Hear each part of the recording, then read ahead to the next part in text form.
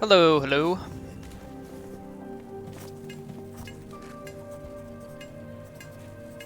So I'm still tinkering with audio, but I have decent levels. I definitely need to update my mic though. Get a standalone mic.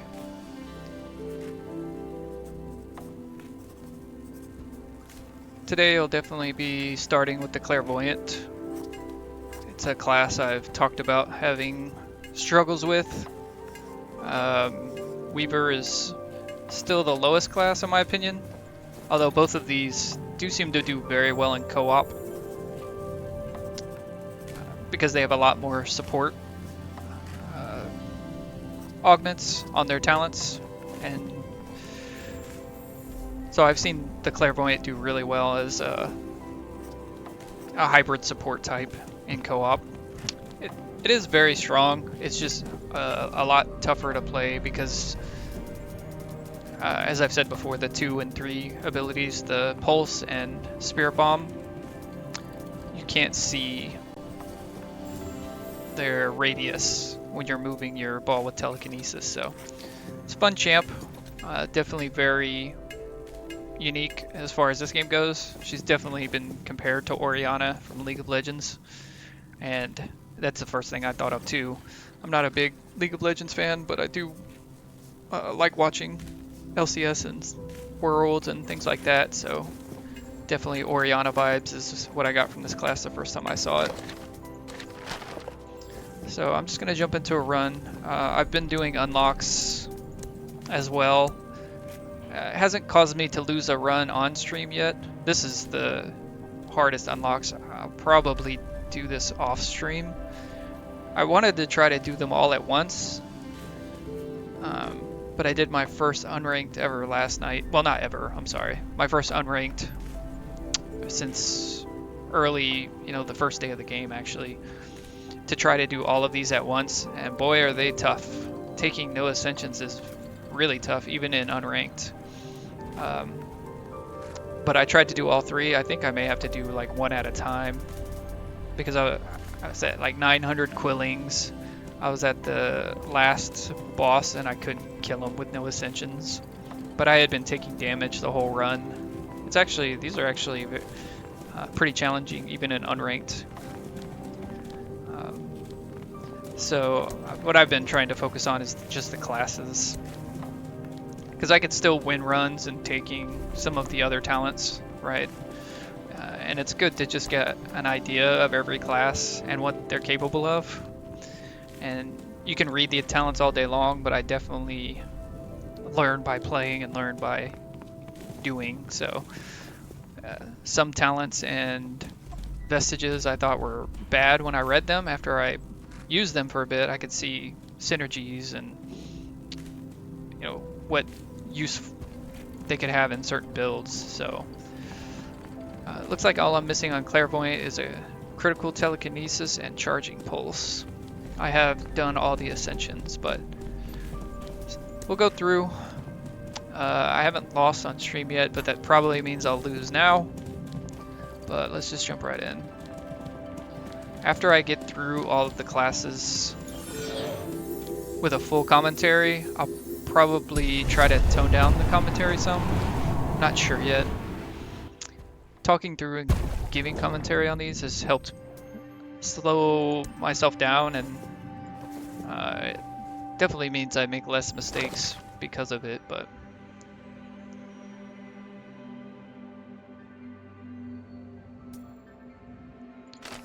so this is kind of the story progressing. I swear this guy's a bad guy.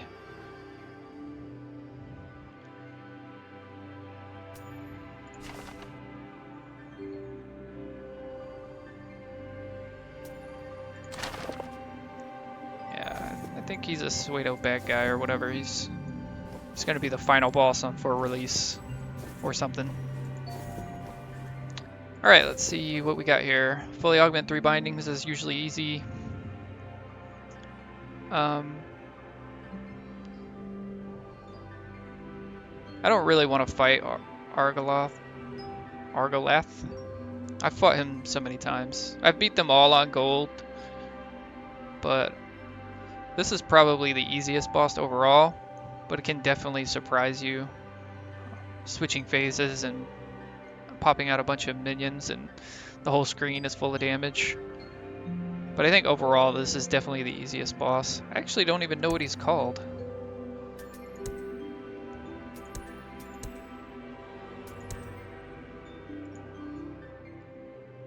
Shadow of Runestone. It was probably what I was looking at. Yeah. That seems so weird. His name is so long.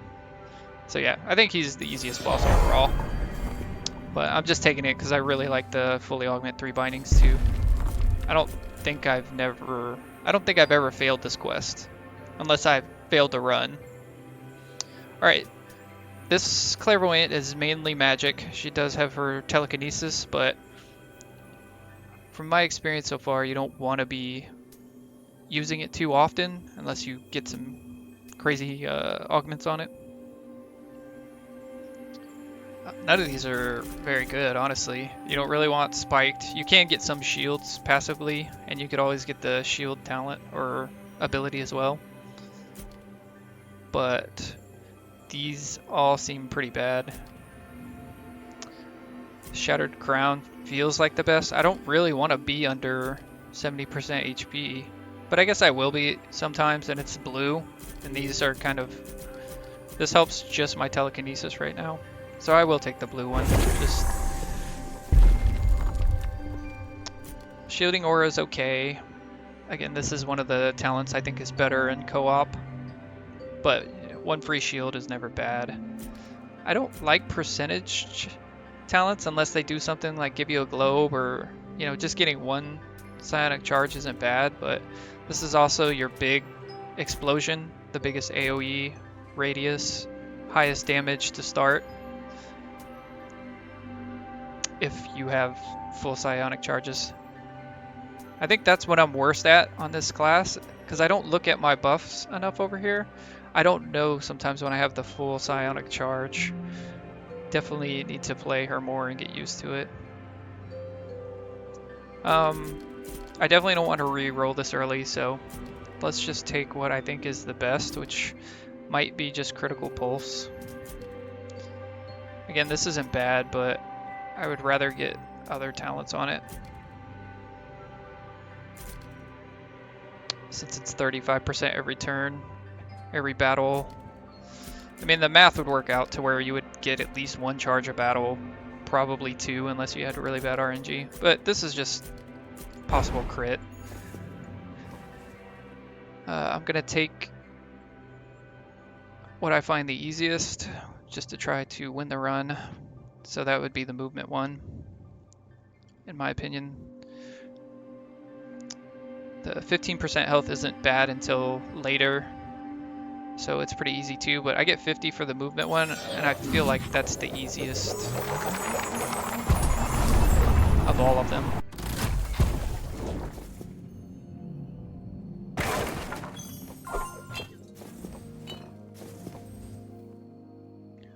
I usually like going vaults first, or vaults and not quilling cages at all. I'm kind of tossed up on this. I used to always go quilling early and then vaults later, and then I started doing vaults first and quillings later, and then I just started doing all vaults.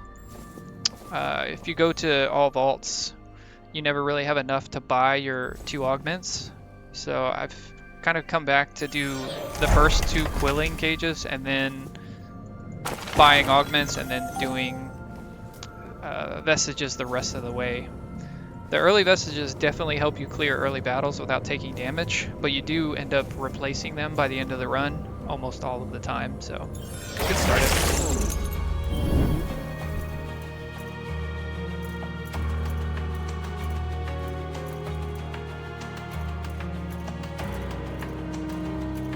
So it's really cool to see.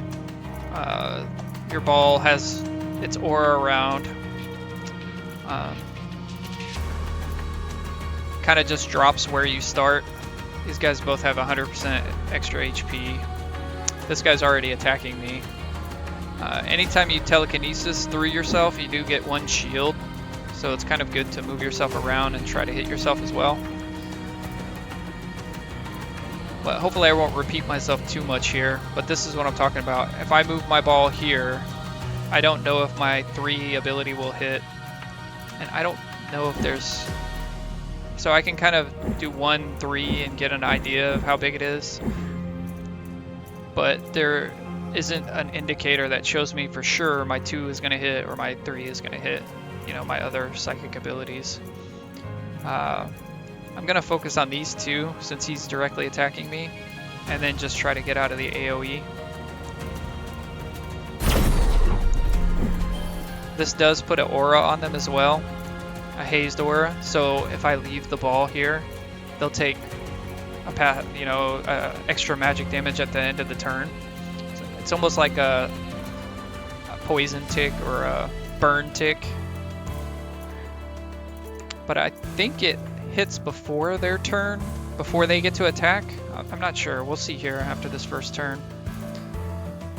I'm also going to try to pay better attention to my psionic charges here.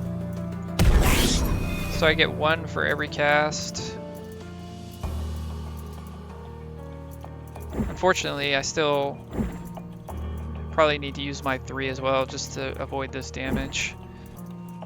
That means I would have to pick up this orb to get out of all this damage though. I'm not taking any damage right now, so I'm just gonna let these others spawn before I use my Spirit Bomb. So I should be able to get it to a full charge next turn. And it did passively kill him. So that's why I was taking 0 damage. So it's actually better than a poison or a burn, because it's going to take this hazard aura damage before they act. Alright, I'm going to use my 2. I don't think I have anything that gives me a buff. There are talents that can give you ability power if you're standing in it, things like that, but I don't have anything like that right now. So they're actually in a great position because I can hit 4 of them with my 2, and that should give me another charge here. So this class is really good to use the alt or just have it on by default to see if they're going to die before they attack. These guys are both dead. If that's the case, I'm probably still going to just use my 3.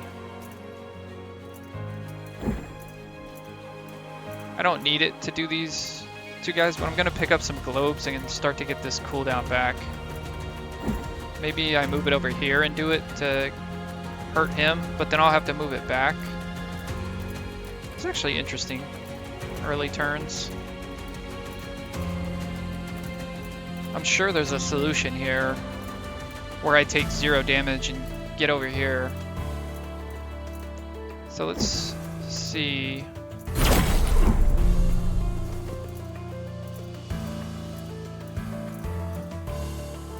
It's probably was blowing them up and then hitting him with the 3 and leaving the ball over here. So the hazard aura kills him was the solution. I think this way I'm still gonna take damage from one of these guys. I guess I could move it like maybe right here, but I think it'll be right in between both of them. So I'll leave him alive and just get more damage on these 2 and him over here. I'm gonna have to grab this orb too, just to get out of their AoE. I'll take 4 from him over here, no big deal. But yeah, there was definitely a solution to take no damage here.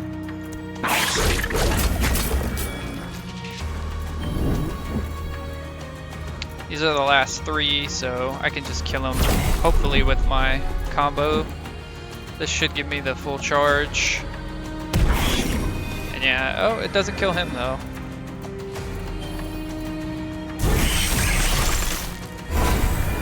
But that should kill him.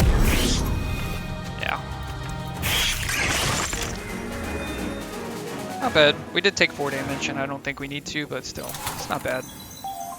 It was the first fight, so. Frostbite's not bad. I am a magic user. The Frostbite talents and extra abilities are okay, but crit chance is always good. don't want 2 critical pulses.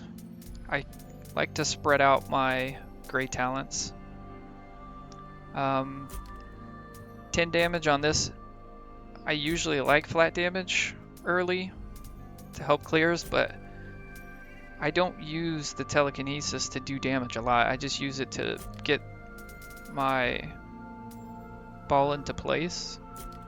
So this isn't as good to me, so I'm just going to take the psionic charge.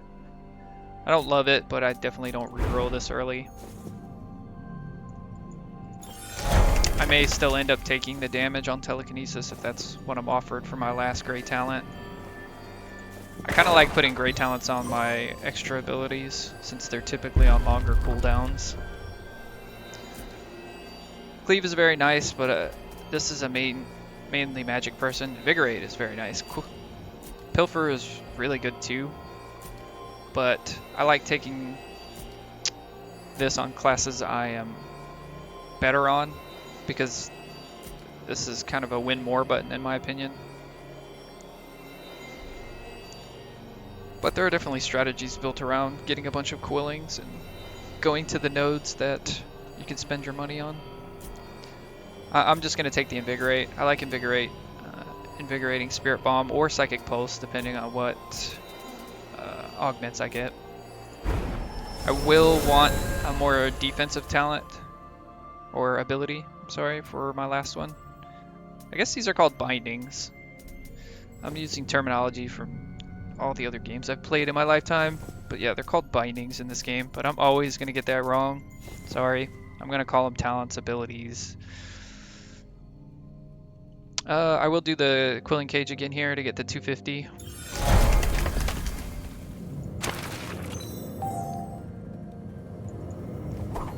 I have a cooldown pot, which I will most certainly use incorrectly. Disintegration oil I like.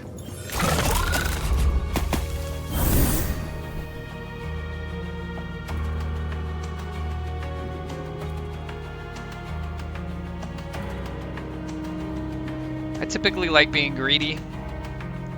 I actually wonder if I invigorate and move my ball, that probably uses my invigorate even if I don't hit anything. So it's going to be a little harder on this class to make sure I use that correctly. I think I can hit all 3 of these with the invigorated Spirit Bomb. It won't have any psychic charges on it, but you don't always have to use it with a full blast. It's probably better to use it with a full blast when there are multiple enemies. The problem is, will I be out of all the damage aside from what they're hitting me for? I don't think there's any way to avoid their 6 damage without using potions, or I don't even know if I would have enough mana since this costs 2.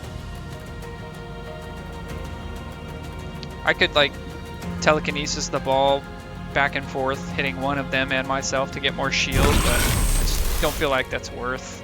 I'm gonna have to deal with these guys for a while, at least a couple rounds. I'd rather just start working them down if I can. Fortunately, I can't really be greedy here. I have an orb down here disappearing. This is where the movement thing hurts me a little, because I could kill this guy and get my movement, possibly. I think I'm gonna move out of range of him though.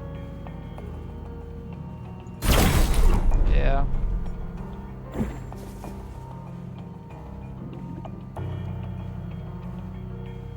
Huh.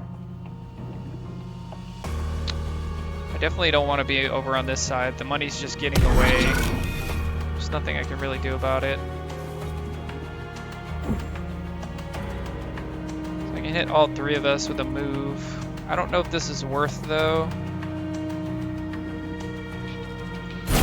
But I definitely want to kill one of these guys. I don't think I can reach the orb from here. So, yeah, I definitely can't. I did figure out that there is a little ringing sound when you're in range of an orb.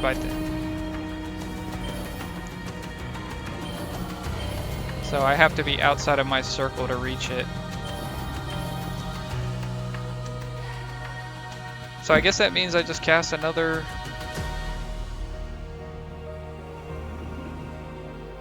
one ability. Because I would rather cast an ability than just take the movement point.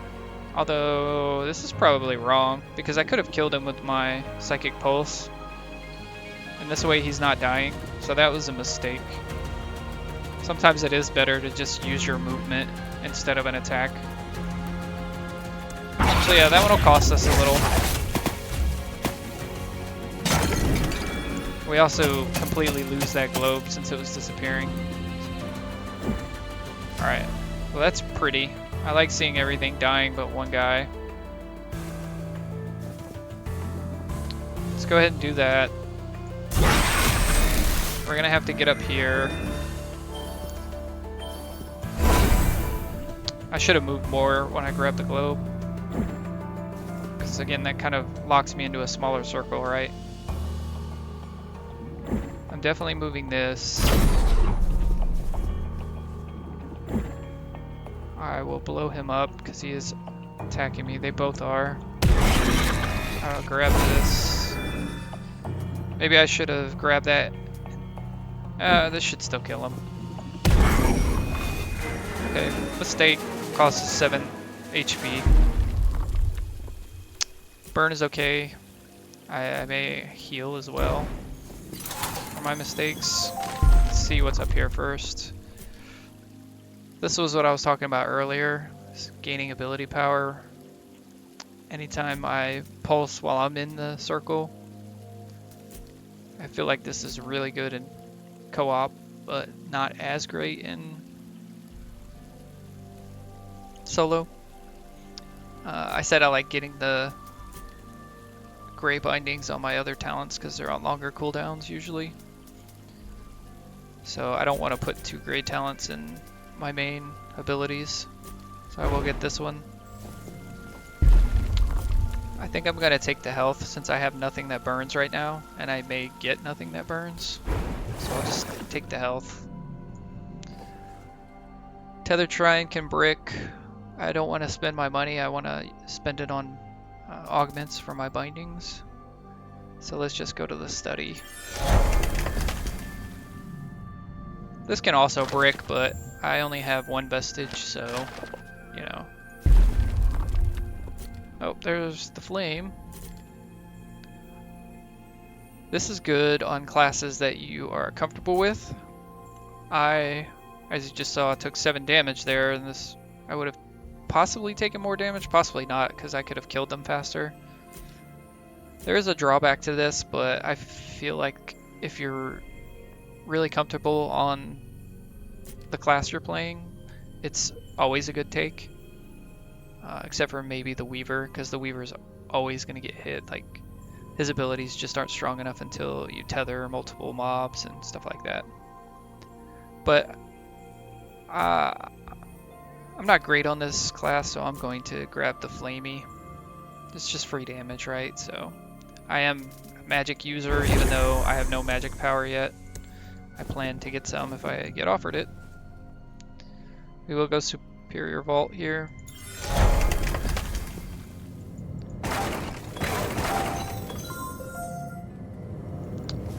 I'm trying to get out of the habit of standing there and waiting for my gold, like old Diablo games and stuff.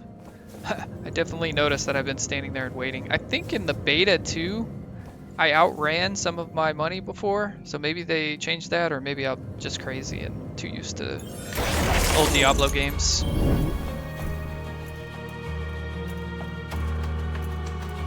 Alright, so the little guys have Rampager, so if I'm gonna hit them, I want to kill them. And the big guys have a magic shell. So let's just see. We're in range. I think I can invigorate a big explosion and kill the little guys and do decent damage here, so. need to move it down just a little, it looks like. Maybe here. Oh, now I'm out of this guy. And I'm not hitting this guy. That's what I'm talking about, making this class a little bit tougher. I don't know of any way to show my radius of where my ball is going. So in this case, I've already used one movement and ruined this turn. I'm like a pixel away from him, way far away from him, so I wasn't even close. That means I'm gonna have to save my abilities for next turn, which means I should stay over here, close to my orb, and just shield myself as much as possible, probably. I could work these guys down a little bit, but I think I would rather just take as less damage, the least amount of damage I can. So we'll move ourselves out of here. We can probably do a little damage to this guy, but we don't need to.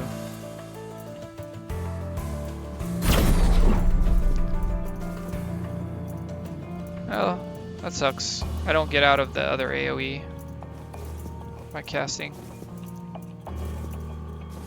I still take 10 damage instead of 14, so that would be 13 if I shield myself again. So yeah, pretty horrible turn because of my first mistake. Yeah, still better to take 10 than 13, right? So this aura almost kills him, which is interesting.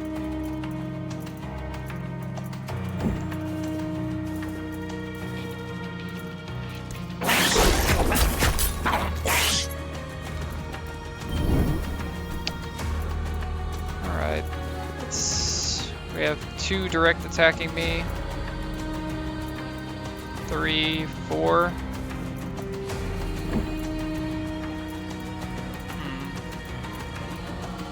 I think I need to kill him because he's hitting me for 8, right? But it's best to hit everything down here because it's so close together.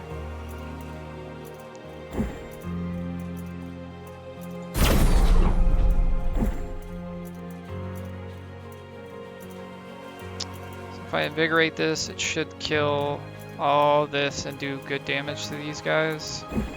Does mean I'm gonna have to grab both globes.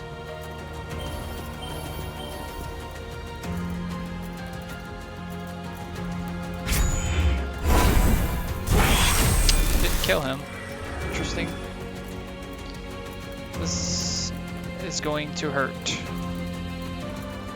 I also used all of my mana, so I can't grab this. So I believe I may die here from the mistakes. I have 3 more spawning. I'm taking 23, so I'll be at 10 health. I may be able to use my pots, but I may die before I even get to the first boss at this rate. I'm surrounded by ink. I have 1 orb. I have 3 direct attacks, 4, 5.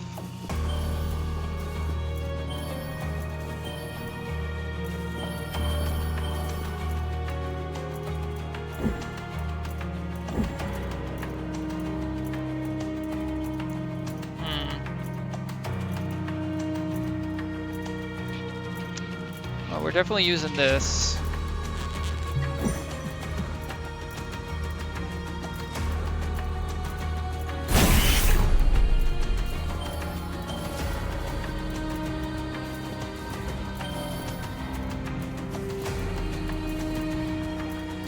Surrounded by ink.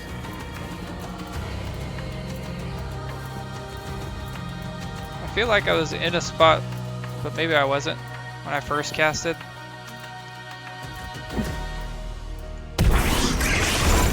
That didn't kill me. Those 3 are the 3 that are attacking me, but when I move my ball, I won't have enough mana to cast. And I don't think I'm in range there. I definitely can't cast any ink or I'm definitely dead. Yeah, I think no matter what I do, I'm dead. Because I have to get out of this AoE I'm in as well. And kill 4, 8, 11. I'm at 6. So I have to kill at least 2 of these guys. Or get enough shield to block it, you know? So I guess leaving that top guy alive and killing this AoE might save me if I can grab this globe and not kill myself in this ink. I think that's the only way out. I think this guy's still gonna hit me though, no matter what I do. If I move all the way over here, it's not gonna matter because these 3 are hitting me. So I need to be able to get the globe and cast my 3 ability. Spirit Bomb. I think we're dead, but I always play it out. I was trying to see if I could go through myself too, but to hit myself and get in a good position, I'll take damage from the ink. So we'll try this. Should be right about here, hopefully.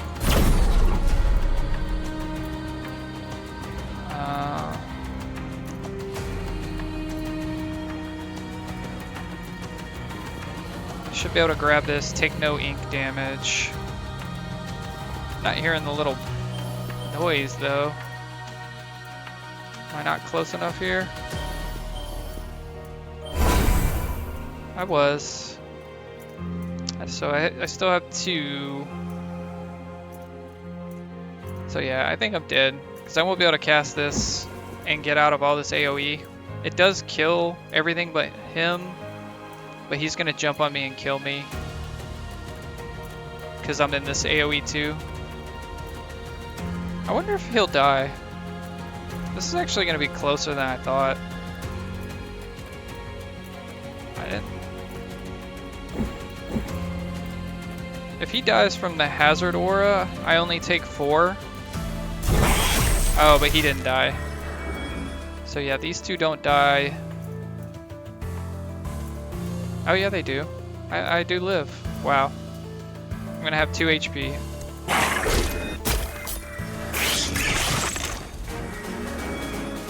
And then he died to what? Burn, probably? 2 HP. Let's see if we could win the run after so many. Oh, I really want this, but I can't. I'll leave it for now in case I get something really good. No.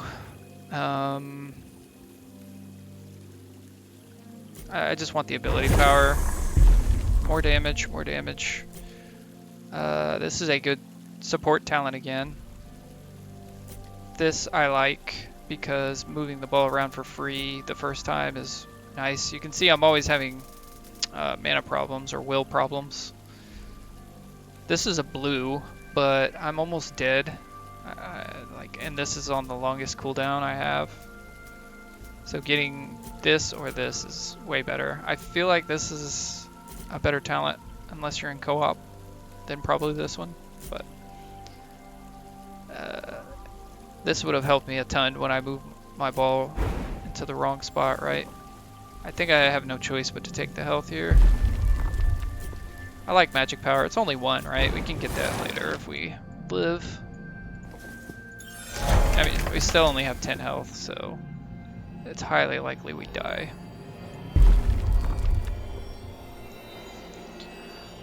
I probably will reroll. This is a good defensive talent, but I would rather have blink or heal or shield at the moment.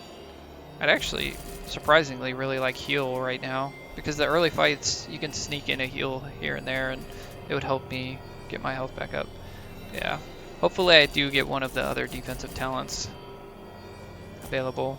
This is okay, but I think it's the worst defensive talent overall. It does have some good augments that make it stronger, but so do all of them, right? I guess we take Blink. I was really hoping for the heal or the shield, but Blink is really good as well. It means I won't be standing in my ball as often, like my aura, but I don't have any aura talents that help me currently anyway, just the telekinesis going through me for 1 shield, right? So Blink is strong. I could possibly heal here. I could go here and heal, but again, I don't want to waste my quillings. Even though I'm almost dead, I feel like it's a lost run if I start spending my quillings on healing. Like, it might keep me alive longer, but ability power is nice, but we'll just take the 12 here. See, I'm already losing points in stats, right, by healing, so if I start losing my quillings and the stats, like, it just makes the rest of the run that much harder.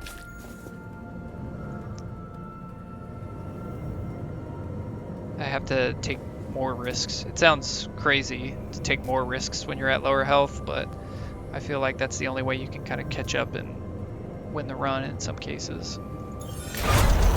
But to be fair, like, my mistakes are what put me here, right? Alright. I'm being attacked by 2 right now, 3. I really don't like these guys, but I need to work on the small ones first. Why does he have 143 health and he has 71? I thought these all had the same health. They also have 1 more attack. Oh, they're different. These are spearmen. Okay, I see. These are spearmen and these are swordmen. So the swordmen have 143. I've actually never noticed that before. Wow, that could have saved me some runs where I thought something was going to die. Alright, I think I'm going to move over into this area and try to hit all 3. It'll kill 2. And then blink out of the AoE close to my globe. So somewhere... I definitely want to make sure I hit him too, so I may miss this guy, but so be it.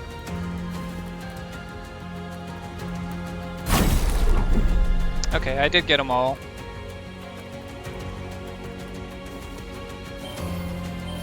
It's killing those 2, which is fine.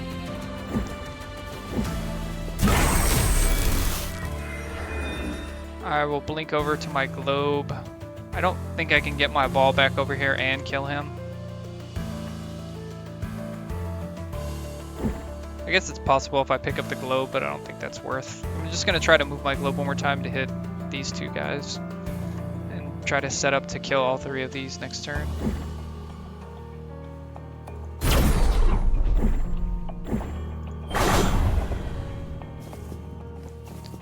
I can use my pulse this turn as well.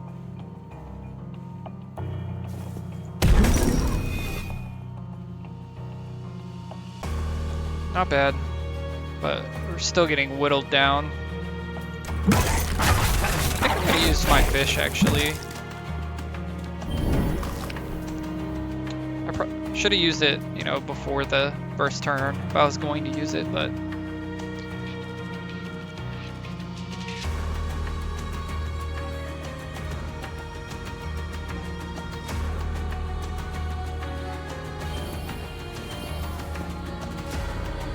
okay, only 1 guy directly attacking. I have 1 psionic charge.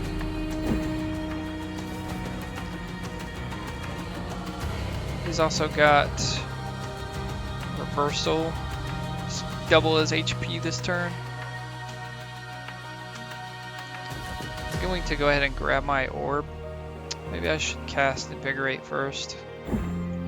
Just to take the cooldown down. Cooldown. Alright, that leaves him at 34. So the aura would kill him.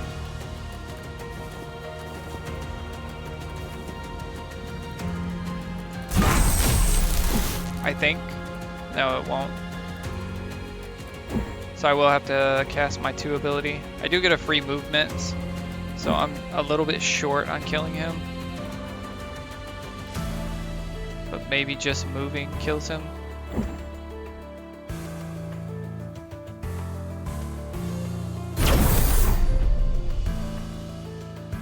So it doesn't kill him, but I don't need to this turn, as long as I'm not in his AoE.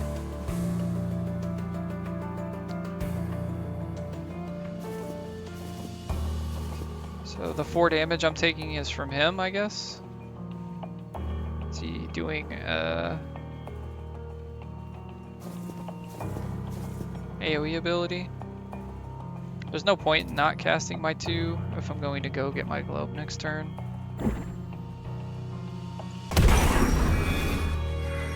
So I still need to do damage to him too, right? So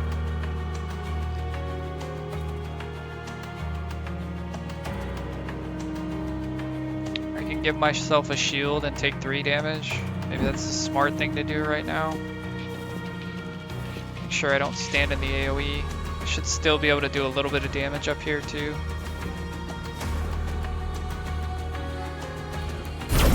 With the aura. This guy should be low enough to kill with my bomb next turn, but we'll see. I could use my teleport this turn because grabbing a globe will put it on off cooldown next turn, but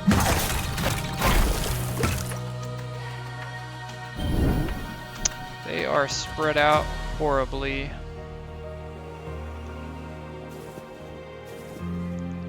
I think I start with the port just to get my globe so I can see the radius here. 9 damage and 9 damage.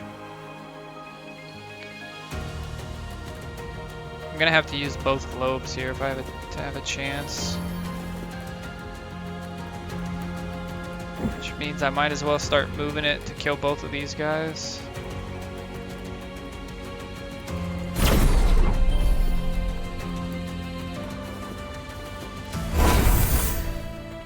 Okay, I did get a crit on this, so maybe that saves me. Maybe I can ignore that orb. Boss is always doing damage to me too, kind of hurts.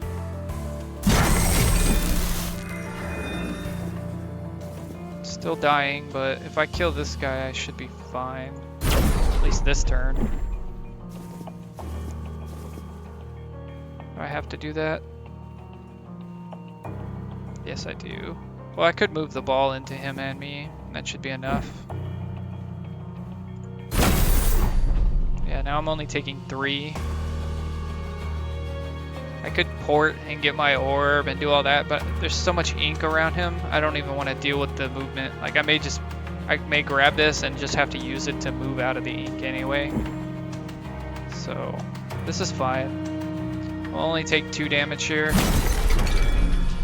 from the shield. So yeah, the shield talent would have helped a lot against the passive damage that, you know, AoEs do, bosses do. This fight in particular. Okay, I will teleport or blink here just to get closer to him.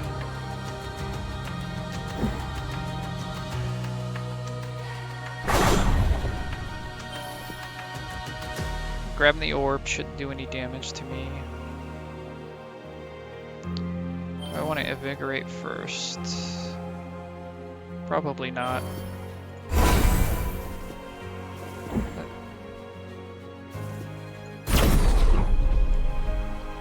I've done almost no damage to him.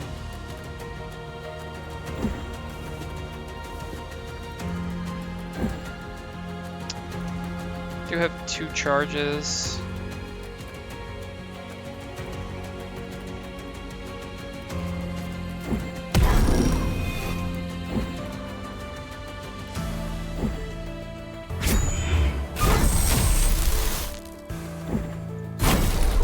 Maybe it was smarter to just kind of telekinesis myself and him to get shields, but I really want to get him to his second phase and hopefully have more cooldowns up when I get to him second phase. But I may just passively die to the AoE damage he's doing. Alright, this should get him to second phase here. I'll leave the orb for next turn. I'll keep the crit. Even though it doesn't do much damage, I need all the damage I can get, so let's see what pops out.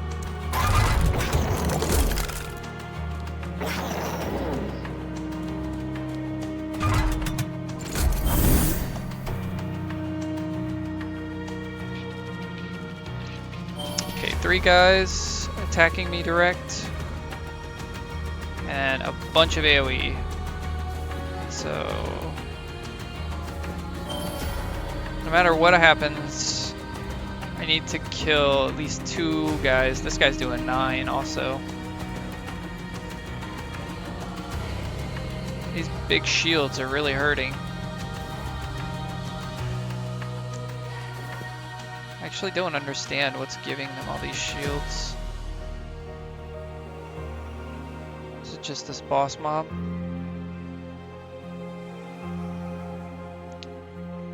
You have extra HP. Yeah, I don't understand where he's getting this shield from that gives him 120 more HP. Maybe it's just one of the mutators.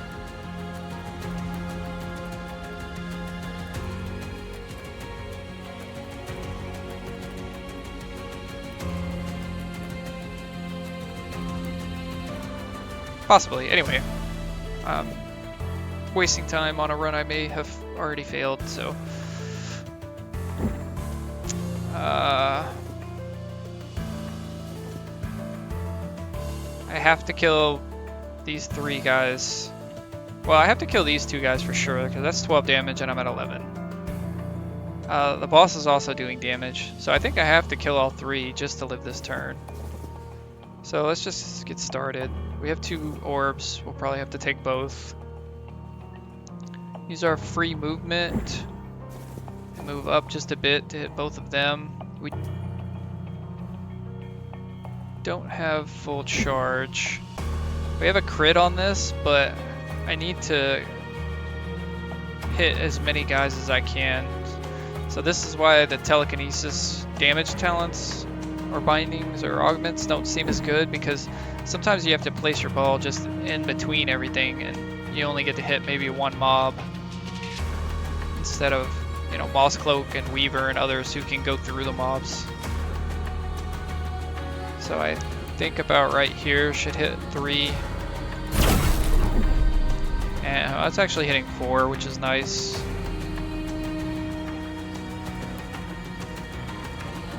I may have to grab my Invigorate, and even that may not kill him.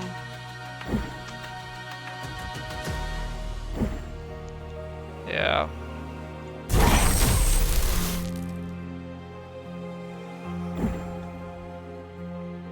So it's not killing him, but I don't have to kill him this turn. I just have to kill this guy over here. So let's kill those 2. Grab our orb. Move our ball back. Go ahead and give ourselves 1 shield as well. Do I have to grab this orb as well? Yes, I do.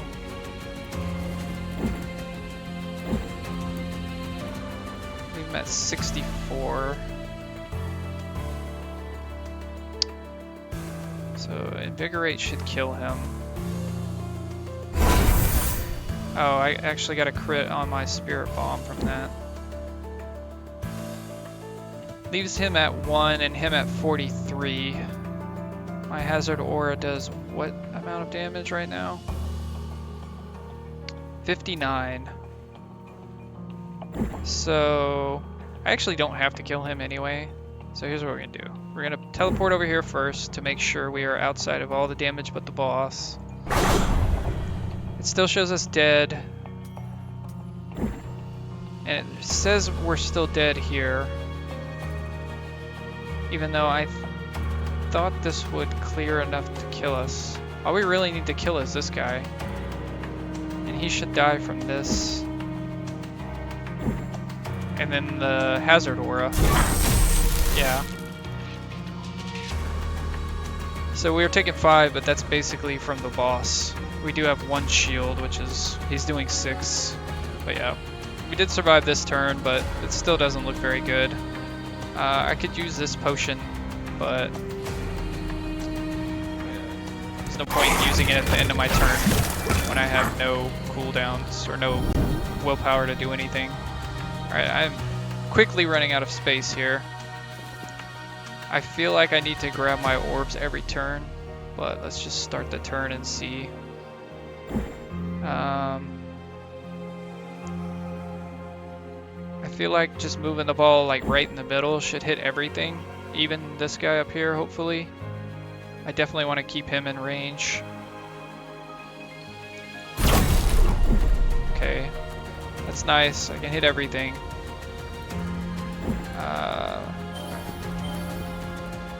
I do have 3 psionic charges. So maybe I grab the orb and just invigorate my big blast.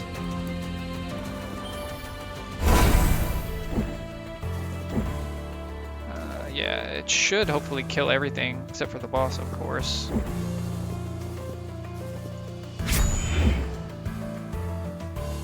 Yep.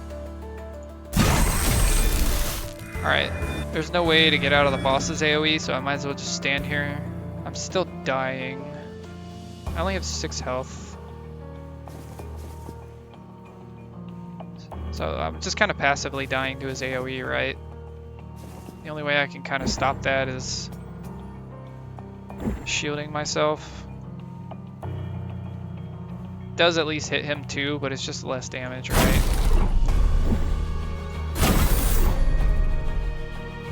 There we go. We live with 1 HP. So I have to kill him next turn, most likely. I'll have 5 willpower total.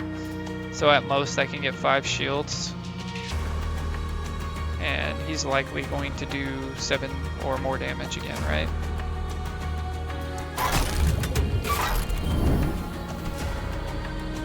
Alright, he's doing 8 damage. Oh, I do have a free one. So technically, if I port over here, grab my orb, and hit myself with the ball, I can get up to 7 health. But he's doing 8 damage. So I have to be able to kill him. So sending the ball through myself I don't think matters at all. 6? No, it doesn't. So let's just try to kill him. I don't think we can, but we have only 1 charge. We're getting the extra ability power this whole fight from the first vestige we took. We've probably been getting it the whole run because of all the mistakes I made. Okay, let's just start casting our abilities and see.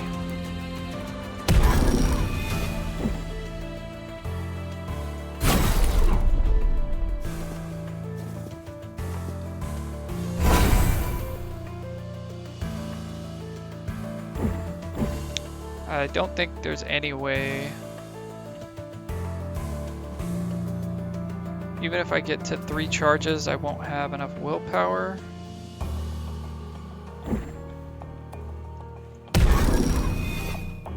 Yeah, I'm gonna run out of willpower no matter what I do. Even putting these off of cooldown, trying. I can get a full charge, but then I can't invigorate.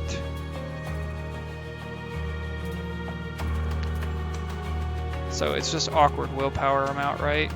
I can either get a full charge and then cast Spirit Bomb or invigorate, and then I can't cast Spirit Bomb. So 85 and 85. That's 255 if I consume all the charges. So let's see, this is probably the best just to get the full charge. I don't know why I'm moving, it doesn't really matter. Oh, it is enough, isn't it? Wow. We lived with 1 health.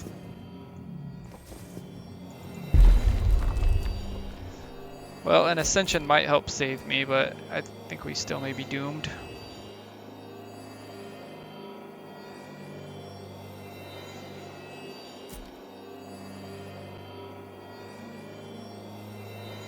Let's just look and see, do we have all the ascensions? We're most likely losing this, so we do. We're just missing a couple binding augments. This is more damage overall. It does increase the cooldown though, which I typically don't like doing. If you get a bunch of globes, then this is definitely going to be better. A globe talent on Blink. I mean, I say definitely, but not always, because this always pulls towards, which means you can get more units inside your other abilities. Blink's not great on this guy, but I didn't get the other talents that I was hoping for. I feel like we just need to try to always use our 3 charge. God, it also increases the willpower cost, and I don't have anything giving me willpower right now. I may just re-roll this. Fortunately, I might get a talent like Invigorate or Blink. These are just difficult right now to use. What's the last one? She gets Spirit Cannon. Yeah, I would definitely rather get the Spirit Cannon than these two right now. I just don't have anything that synergizes with them, and the 3 costs would be really killing me right now since I'm using this to clear. I am going to re-roll. I don't think I can take the 3 cost right now. Alright, deal damage, outlet pass through, gain will aura. That's good. 1 will is nice. I was just complaining about not being able to cast a 3 cost. Yeah, I'm just going to take the will aura here. It means I'll want to try to stay in my orb instead of porting out of it, but sometimes I'll still, unfortunately, avoid damage, have to be outside of it. Full charge. Let's look at what talents I'm missing. Crit telekinesis and charging pulse. So none of these. Extracting blink is definitely the best. This actually makes blink a really good ability. So we'll take it. Blink is kind of weak until you get some of the epic talents on it. Hello there, Needless. Alright, I think I have to take the health. 4 physical power is awesome. This is a blue. It's not great on this class, but it's just cool to see. And again, I'm losing 1 ability power here because I'm having to take the health, so when you start to get behind, your stats really suffer. Definitely can't take the orb talent. Taking 2 damage would kill me with the extra orbs I'm generating. Creating a bomb near me is probably not that bad since I have blink. I don't want to slow down my killing ability. It's already too slow. I have no magic power. I do have ability power, but it's really coming from this being below 70% health. But yeah, no magic power. A little bit of burn damage. The quill charm. So I have 70 ability power, but it's all from my vestiges right now. So yeah, this is gonna be tough. I need vestiges. I have enough money for the binding if that event comes up.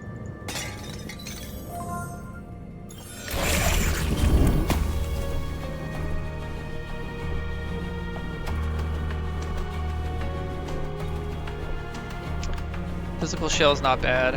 I definitely want to be casting my blink every turn. I'm gonna try to kill both guys, avoid all damage if possible.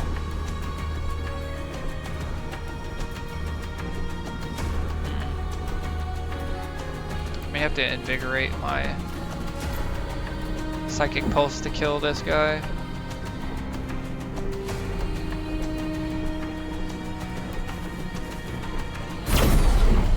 I'm not even hitting him. That's horrible.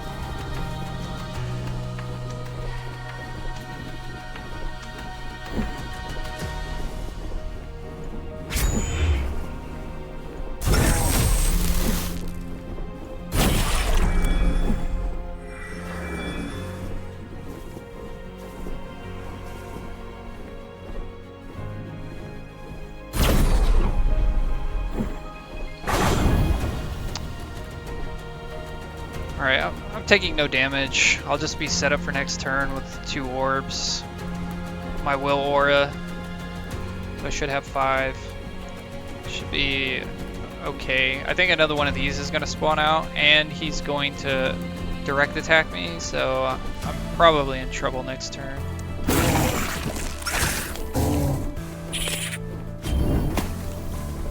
Yeah, everybody's attacking me, right? He's doing an AoE, but it's an AoE I can't get out of. I should be able to do a good amount of damage here with all these globes, though. Let's go ahead and move it. He's only doing 2. I'd honestly rather get to kill this guy than that bird. The problem, he's got 500 health. So maybe we just go this way first. Start where I don't lose any mana.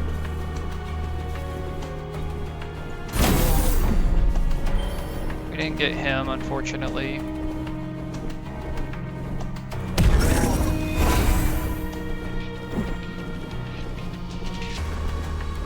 Alright, we have 2, so we're gonna use our 2 ability. Nice, we can hit everybody with our 3 here. We're gonna use this again just to get full charge for our 3. Still not doing enough to him though. I could grab an ore and invigorate it. I think I will.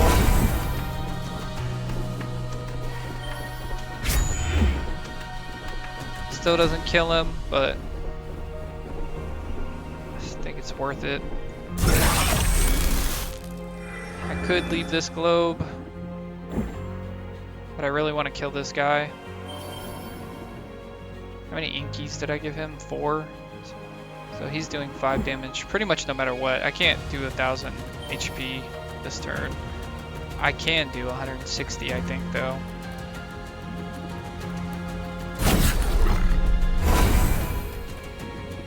Especially with the hazard aura as well.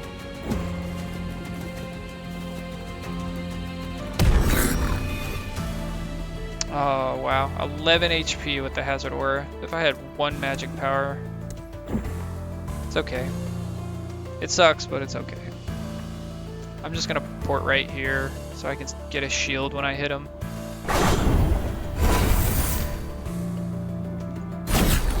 Now I'm only taking 3. It does suck. That means I only have 1 globe spawning, but I will have another with my blink, right? I do like that the hazard aura is better than poison and burn in the fact that it hits before their turn, their action. So that's really nice. Okay, he's just attacking this way. They're only doing 2 damage. I'm gonna work on him and kill one of these. I should be able to get enough shield just to ignore the other one. They're just too spread out. Not gonna be worth it.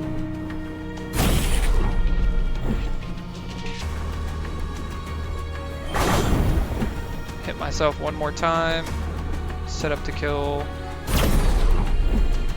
him.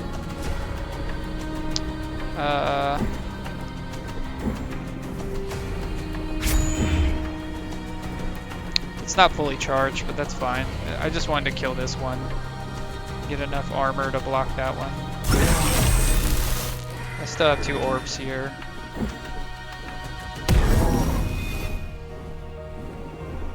These should be the last 2 mobs too. I think we've taken 2 damage this fight, maybe 3. So not bad if we get out of this fight with 2 or 3 damage, considering how weak I feel right now. You get a free movement, we might as well move to hit them both.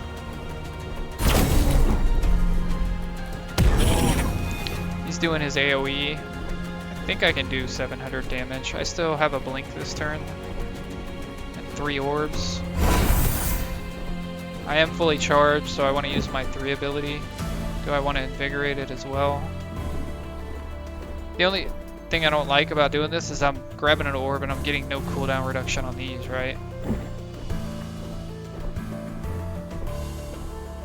But is it better to invigorate?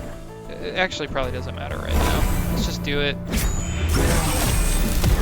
I think we're killing this guy no matter what we do right now.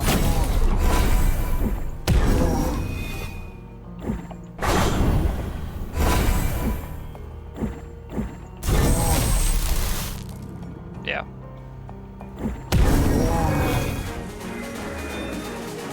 So not bad. I think if we have any magic power there, we actually kill without taking any damage. There we go. But do I have to take the health? I think I have to take magic power. Like, if I keep ignoring stats, I'm gonna die anyway. Token of regret. I get 1 extra will, but I have negative 15 max health and negative 2 shielding. 1 will isn't good enough on this guy, at least not how I'm currently built. This seems like too many negatives. Cloak is okay, but I always end up getting rid of it. I'll probably end up getting rid of this, but again, magic power. Magic is most of my damage right now. Increased range is nice. More damage on pulse is also nice. It's only 15.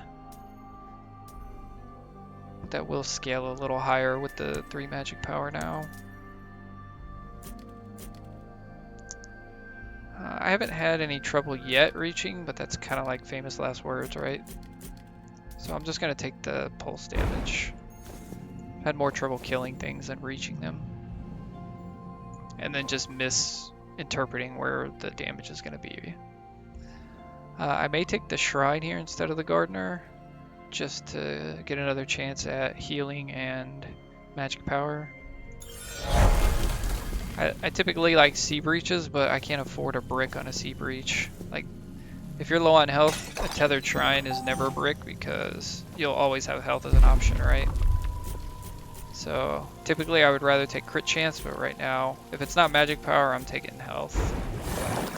Now I can possibly ignore health if I don't take huge amount of damage in the next couple fights. Yeah, this has definitely been difficult. Again, I want the rare augment. Like, I'm not in a great spot for a hard fight, but I have no potions, I have no fishies. Oh, here's a potion. It's the potion I always mess up anyway, but better than nothing. Alright, let's go.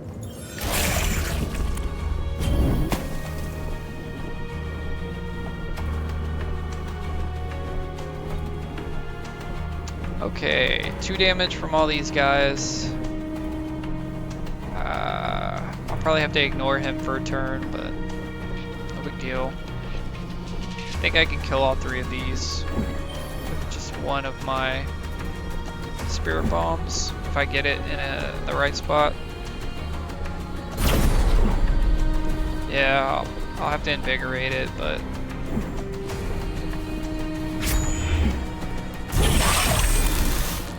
he's gonna give him inky power.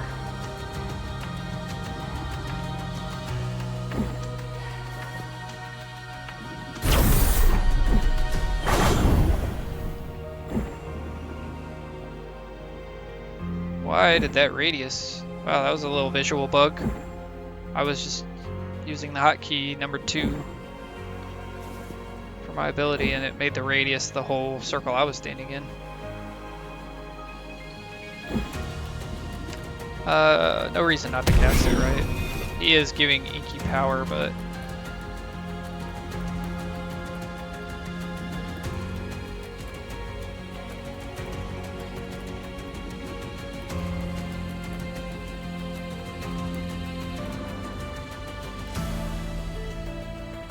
I don't really understand why he's giving everybody inky power.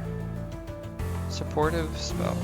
Increase the attack of all enemies at the end of turn, restore hit point. But it's just every time I hit him with an attack or use an attack that he increases it.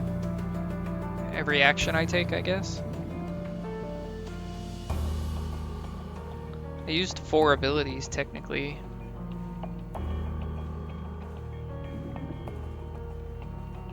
Inky Power is different than Inky Might. The Inky Might is all of combat. Inky Power is only next turn. The icons are very, like, I think they're the same icons, so hopefully they change that at some point. It looks like they're just kind of using the same icon for a lot of things. So I guess he only gives Inky Power, and this guy just gains Inky Might. From guys dying, possibly? I don't know. Some of the stuff is a little harder to follow. It's a great game, especially for early access, but there's definitely some things that are hard to nail down. But that's typically roguelites in general, right? There are some things that, does the shield go first? Does the attack hit first? You know? There are some confusing mechanics in these games.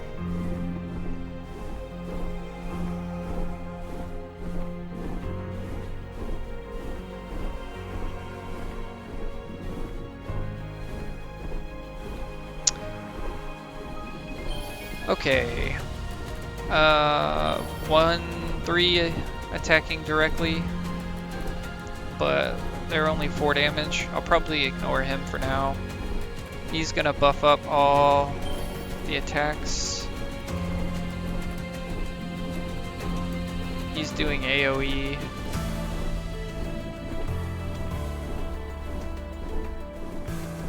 Tough turn.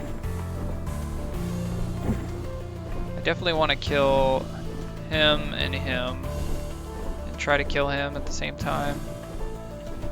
I have a globe down here. It's going away if I don't grab it. Do I port down there later? Possibly. Let's just start the turn. This globe is going away as well. I may have to grab all my globes anyway, so let's start with our free movement. See if we can hit all 3 of these with our pulse. We can.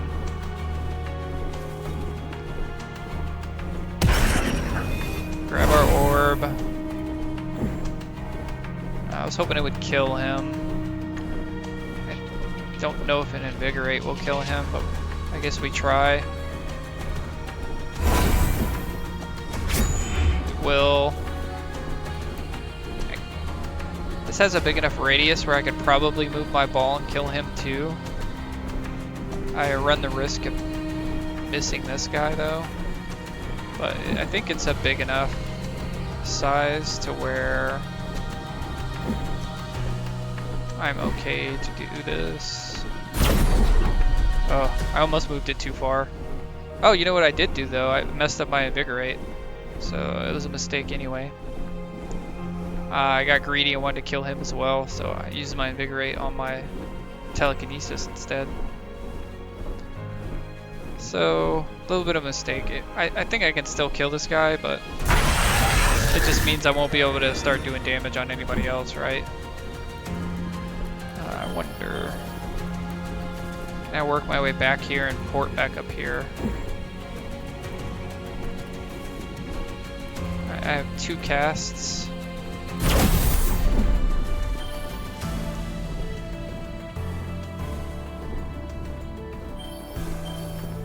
I'm actually in range here according to the sound. So I have 1, it should go up to 2 without using a movement. It did not. So it'd be nice if something was more visual as far as your orbs go. I used a movement point to grab it, so it's not useless. I still got cooldown reduction, but I wanted the 2 willpower more than I wanted the cooldown reduction right now. It won't matter too much for this turn. I'm gonna go up here and try to get... they're actually healing if I don't kill him this turn.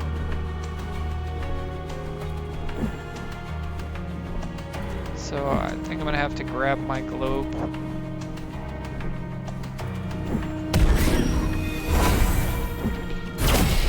Just to make sure he dies. 13. And the AoE and him getting the inky powers from casting. So it's gonna hurt. I did make a mistake there, so I probably could have killed this guy as well if I didn't make that mistake. Moving my orb with my invigorate on it.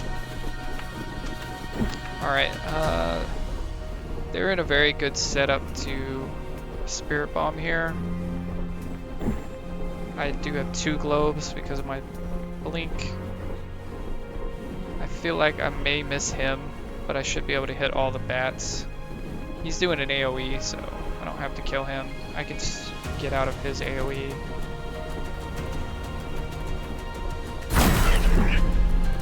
I am still hitting him. I'm actually hitting everyone, which is nice. Lucky guess. Go ahead and invigorate.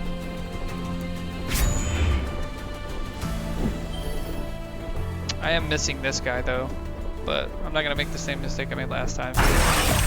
Blow up everybody we can.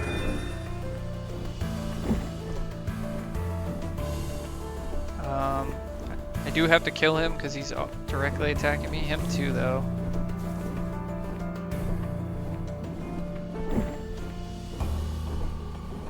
$300. Better to kill him first.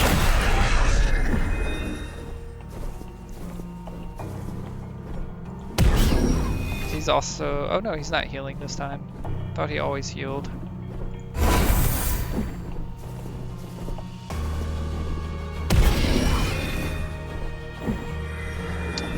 I want to be in my globe. I'm not going to be able to kill him.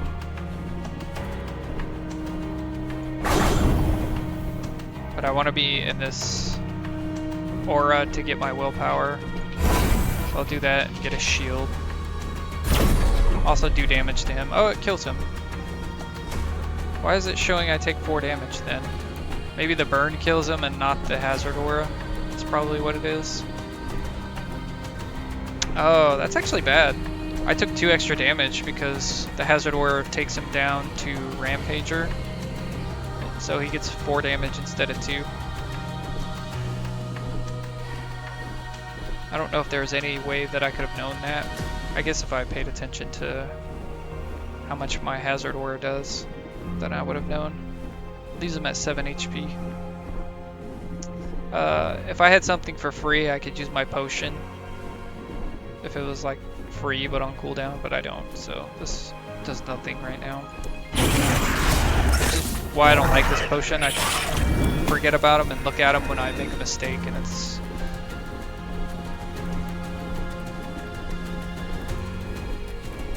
I have to kill him, but he dies of just the balls on him. Can ignore him. You really need to take out everything that auto attacks. He is getting so strong.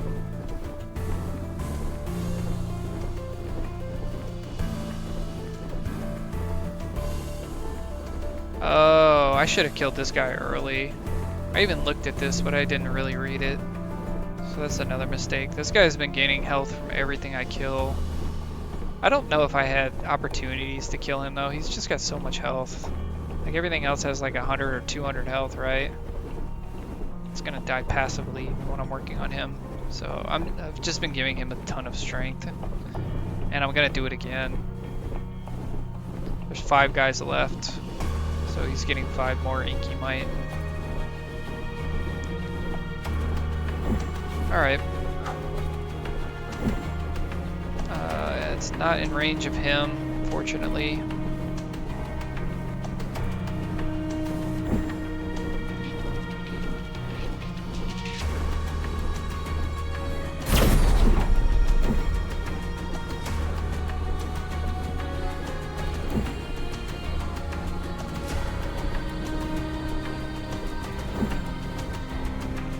Killing everything without Invigorate, so I may need to save it up here for... They're not going to all be in range. I need to kill everything, and I won't be able to hit everything without my Spirit Bomb. I could have used my Spirit Bomb up there instead of down here, but I'm getting to the point where I just need to kill everything. Maybe we just smack him with the globe after we use our pulse up here. We probably want to move a little bit so we can hit ourselves with the globe too.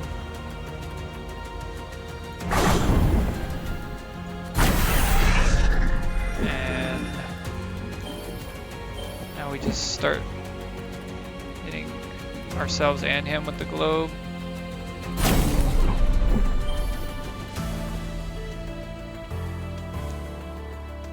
There's no way I kill him right now. Just 2 globes. But he still has 1300 HP. I wonder if I grab the globes just to save more health. He should do his... What did I do? He should do his attack I can avoid next turn. So I think it's better to just do this. I can't avoid this attack. And just get more life this turn. Plus I may be able to kill him next turn. I do only have 1 psionic charge, but I do have 2 globes. So let's just move out. Start casting our abilities. I want to get full charge, so I'll go ahead and grab one now.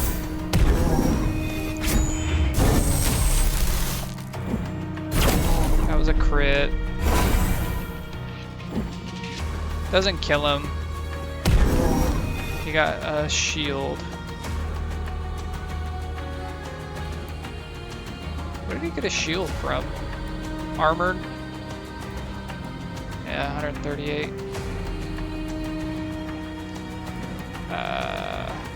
Every 2 abilities I cast, I guess he gets 138 shield when he does this ability.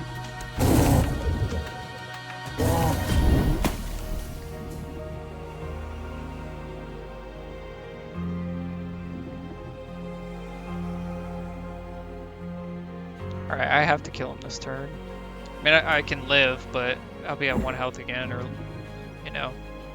I get a free movement, might as well. I have 1 psionic charge. He's not gaining any shield, so I kill him no matter what I do. It's just getting the habit of doing it the right way.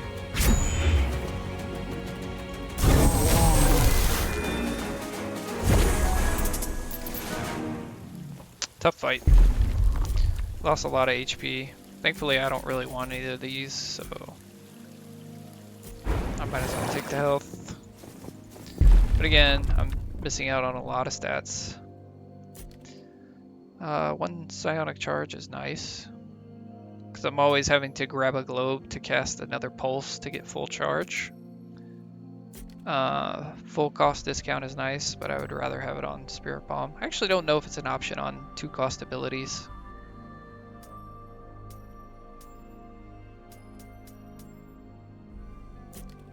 If it is, that's definitely very strong, but I'm gonna take the psionic charge. I'm actually paying attention to it this run better than I have since I'm talking through my turns.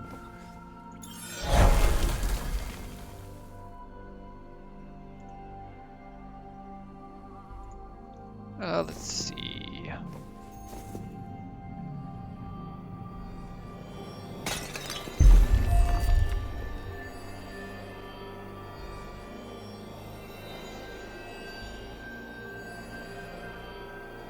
I actually really like Blast.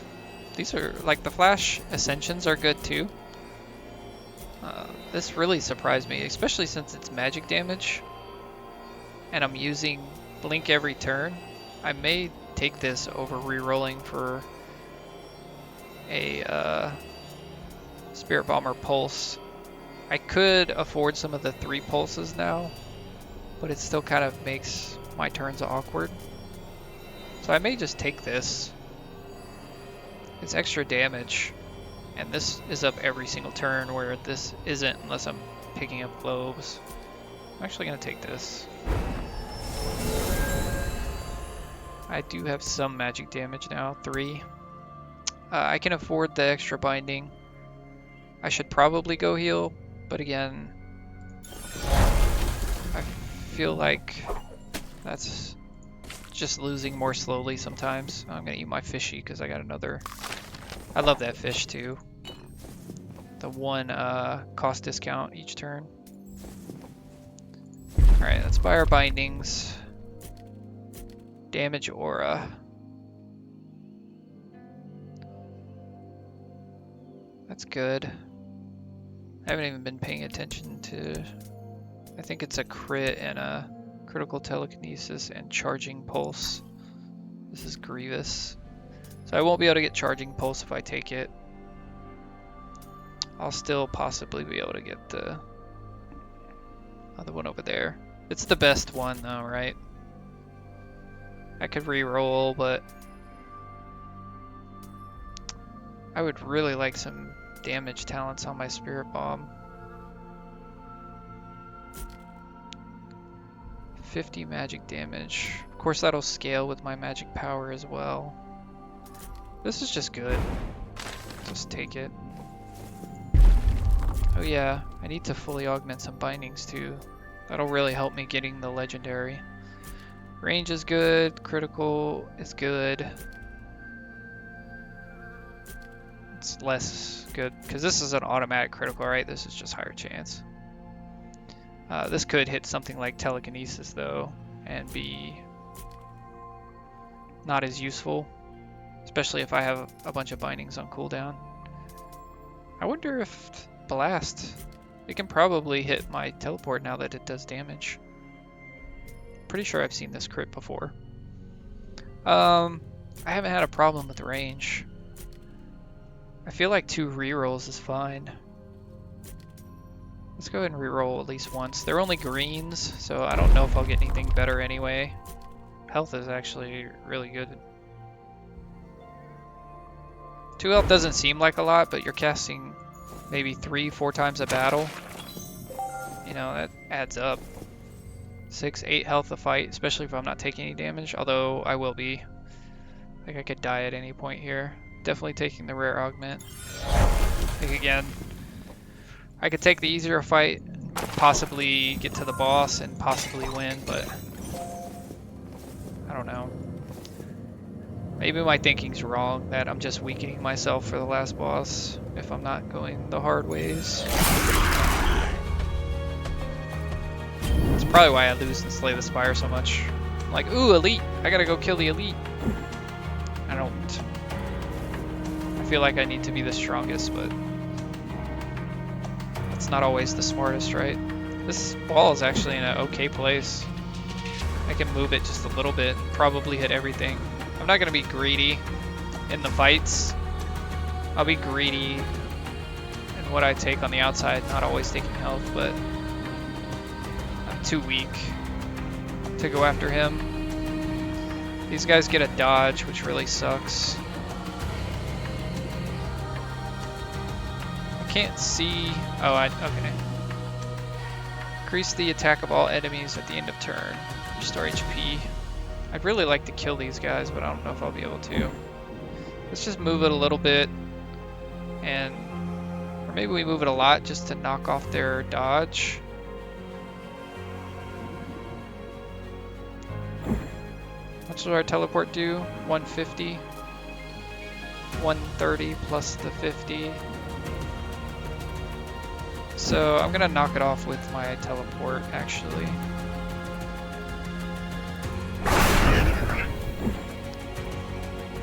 We do want to end the turn in the ball so we get the will aura next turn. Let me look at this again. So I have a good amount of leeway up there. Okay, I am hitting everybody. Not hitting many with this. Even Invigorate won't kill these guys without more charges though, so... I feel like I should move it down here just to do 2 spirit pulses on them.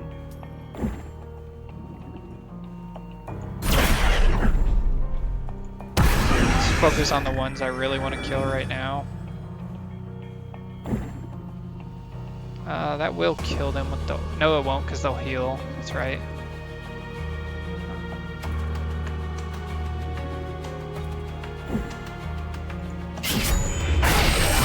I think that's good enough. I have 2 orbs. These guys should direct attack me, but let's just see what's coming. Another dodge. This guy's direct attacking me. And then these guys have to die. I'd really like to kill him too. I think I'm gonna burn his dodge again with my teleport. Just so I don't have to move my ball into an awkward spot. Waste 1 mana getting it out of that spot. How am I hitting that guy with my teleport? Are they linked or something? Interesting.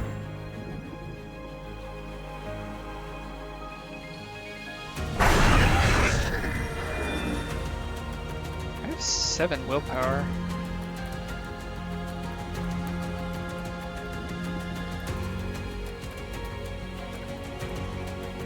Alright, I have my full charge.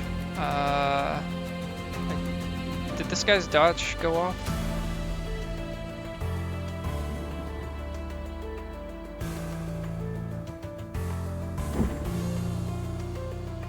Can't see his HP yet.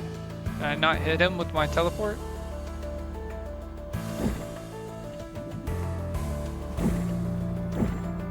Doesn't look like my spirit bomb's hitting him.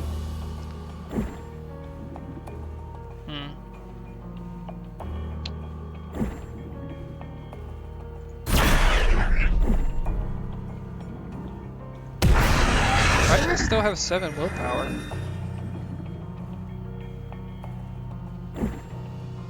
Is there just a visual bug right now?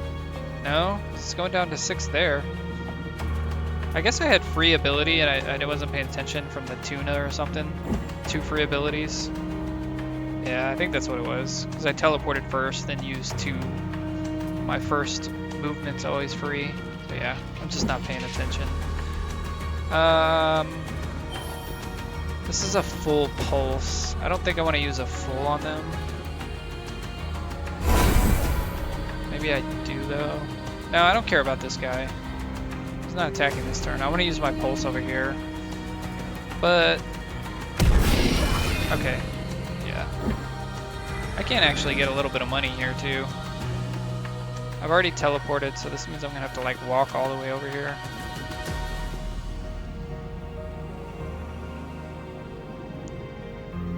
What is hitting these guys? Just the ball landing on them?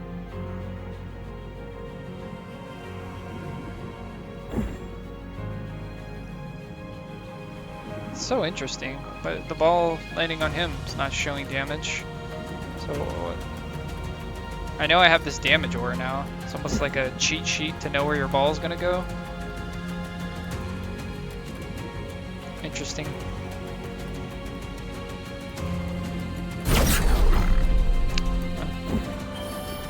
I was always going to use my spirit bomb, so I think I'm going to invigorate it too.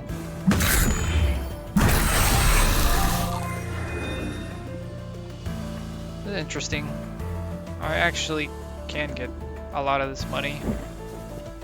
I could use a cooldown potion and probably kill him.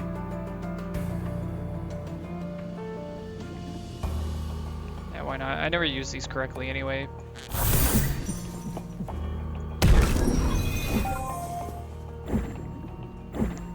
Yeah, I guess I won't kill him anyway. So maybe not worth.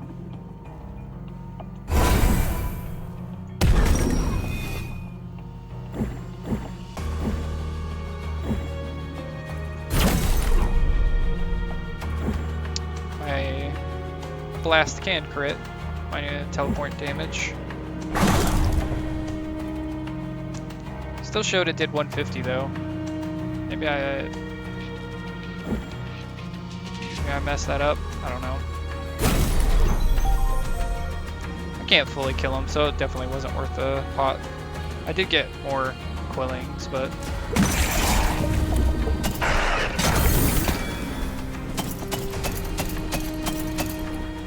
it definitely already feels a lot stronger though. Just with a couple auras. I have to kill him. He's hitting me for 10. We'll just start that way.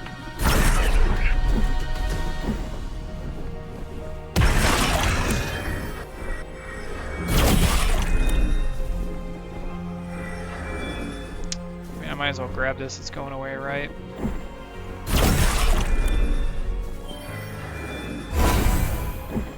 I want to be in my aura. Interesting. I do want to teleport from my free globe. I'll just wait here for whatever spawns. This is probably a lot of bats though, so I think we cleared this without taking damage. Means we might be strong enough to kill the boss. Maybe. This definitely took a lot longer.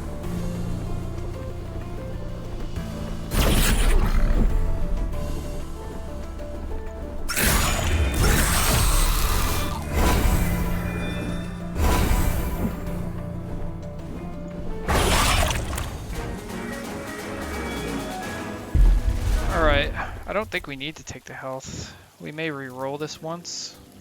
Crit damage is okay though. Maybe we take the crit damage. I really want magic power. This is okay, especially as much as I've been struggling with health, but I think I'll take the ability power. Getting a large amount of quillings isn't... This is actually really nice early. I've made a ton of money off this early, but we're not even past the second boss yet, so the ability power is nice. Resistance okay. Reducing the will cost is okay. I don't want to re-roll a blue, do I? I can finish this off with resistant. This is fine. Gets me one binding closer, right?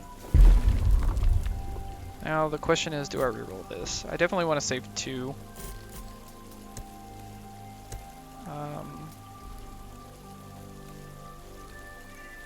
What is giving me my crit? Is it the talent? No. So I'm just getting 11% chance to crit. I'll re-roll once. Nice. I got the magic power I wanted, so it's a little more damage.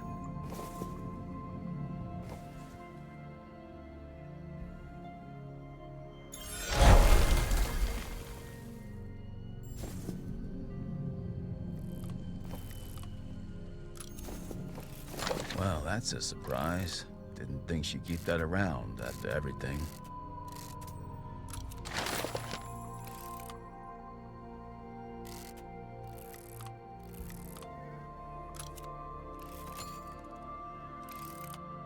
I guess I had a quest to talk to him while I had this charm on. Look, it's best we keep our distance, you and I. Business only, like I said. That's the rules, and they're there for a reason. But you did do all those things I asked for. So for that, thanks.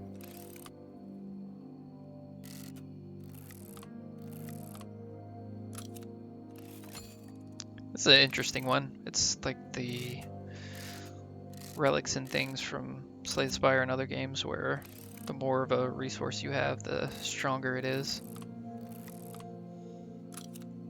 So not spending your quillings makes the ability power higher. I've had about 1,500 quillings, I think is the most I've ever had. So it's 2 for every 100, so that's 30 extra ability power if you just kind of max it out. You could probably get even more than 1,500 too if you get the right vestiges. Pretty cool. I may want to heal here. I typically don't like to buy heals, but I think I'm going into the boss. And if I take more than 1 damage, the heal after the boss won't heal me to full.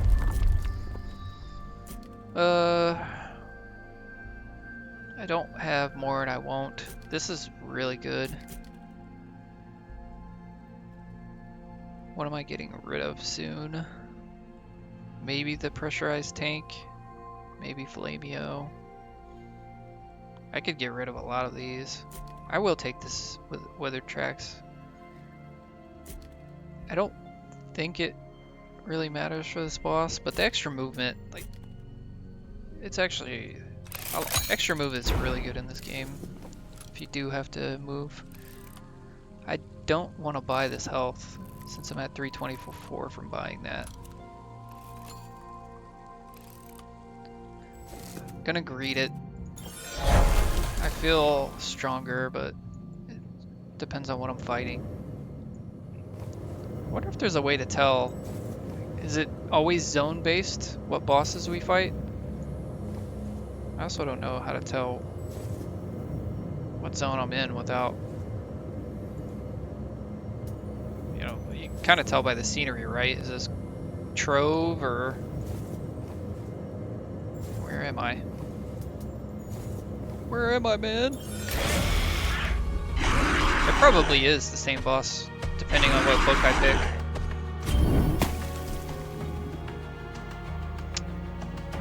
Alright, I think this guy will passively AoE damage me, which sucks, but let's just work on the fight itself. Should be able to kill them all with a well-placed ball. Except for the boss, of course. It's not killing him yet.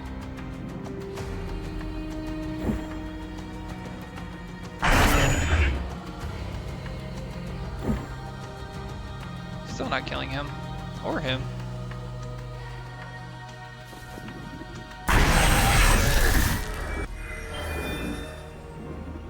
These guys are buff.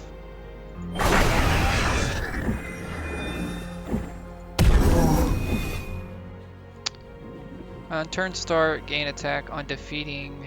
Yeah, that's right. So I just buff him every time I kill his ads. He's doing AoE right now, so just stand outside the AoE and smack him a few times.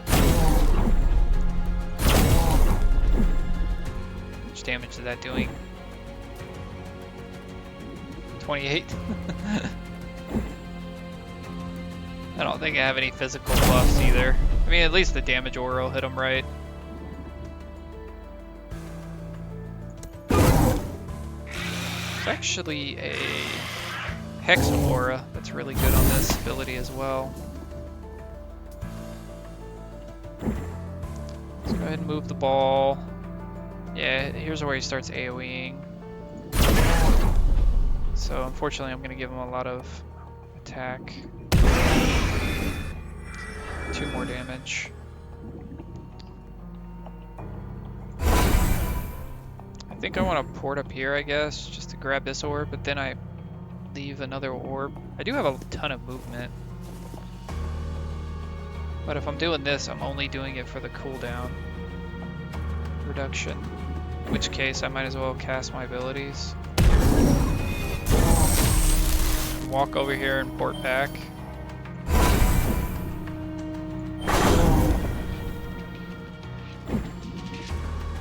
Now the question is, do I just... I think I always want to use this ability. Means I'm getting less shields.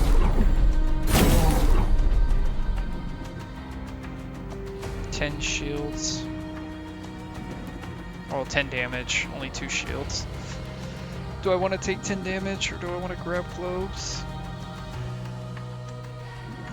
I think I just take 10 damage because he's only getting stronger, right, as the fight goes on.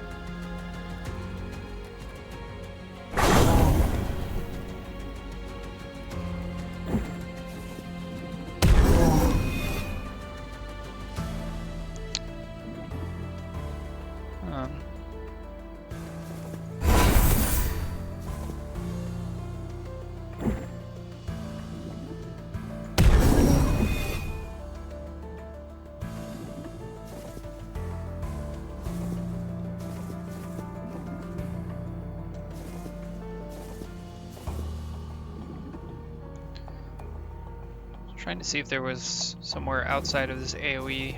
He's kind of too big and taking up space that I want to get into. See if I could cast another shield and get out of the AoE. Doesn't look like that's possible. I can do it like this and grab a globe.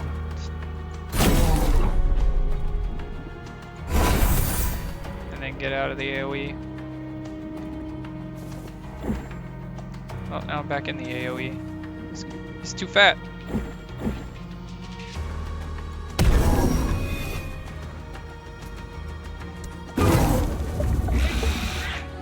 Alright, should be able to proc him this turn. I will give him 3 more Inky Mites because of his little minions. Hope I can proc him.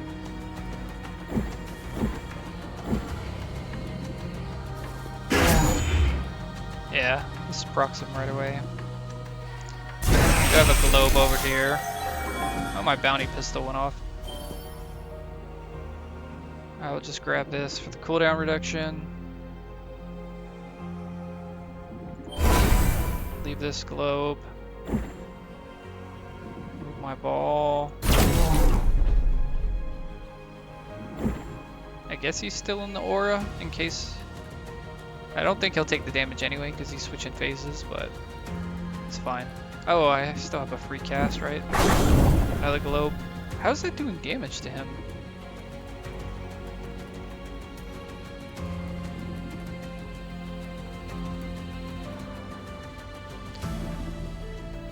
Does the aura do damage to them anytime I cast an ability in it?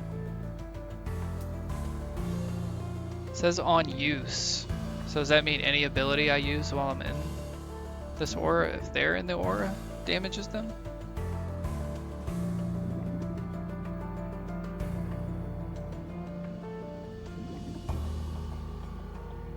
Yeah, I mean, he was in his phase, but he showed a damage animation. I guess I can kind of test it like this. Yeah, it showed 0 damage. So the ball didn't hit him, but the aura did, so he's... Do I even have to be in here for that to work?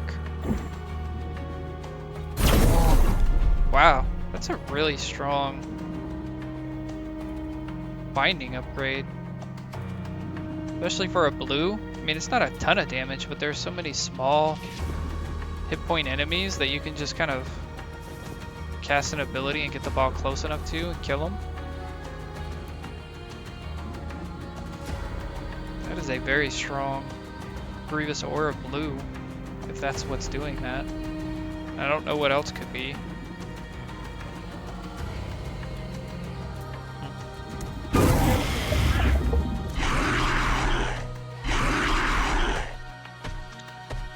Alright, about to give him 4 more charges, fortunately, and he's AoEing. I have to move my ball a little bit. Probably somewhere like this. Can't tell if somebody's behind him or not. I don't think so.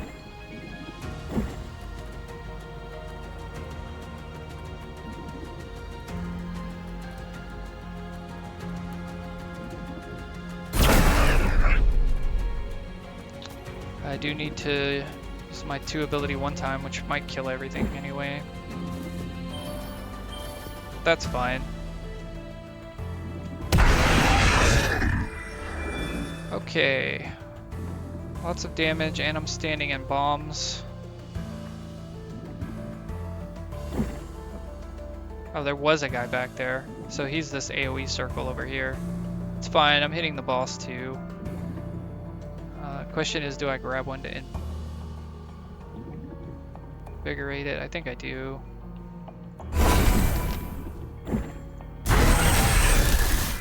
The other guy was dying behind him, so it didn't matter for him, but it helps damage the boss.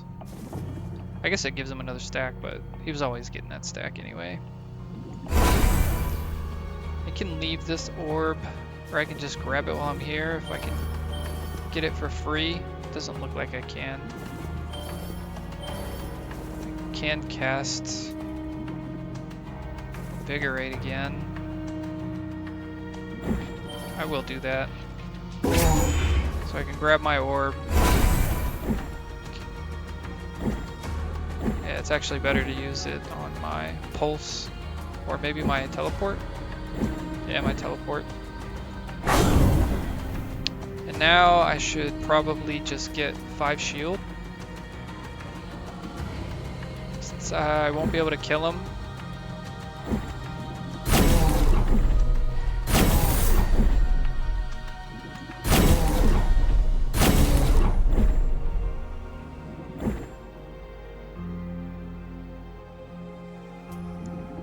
Yeah, I get resistant from that too. I'm getting resistant. Why am I still taking 5? He's doing 9. Oh, maybe it... I don't know. I have resistant. I should take less than 5 though. I'm gonna take 4 according to this after I get this other shield. I could take 3 if I grab the orb. But I want to do damage too next turn, so... I feel like I should be taking less damage than this if I have resistant up though.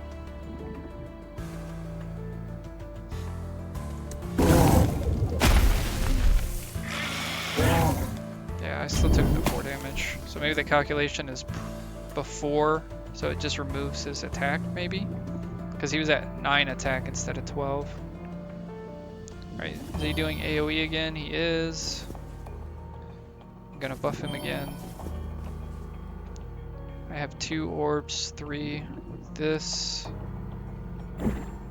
Let's just start casting.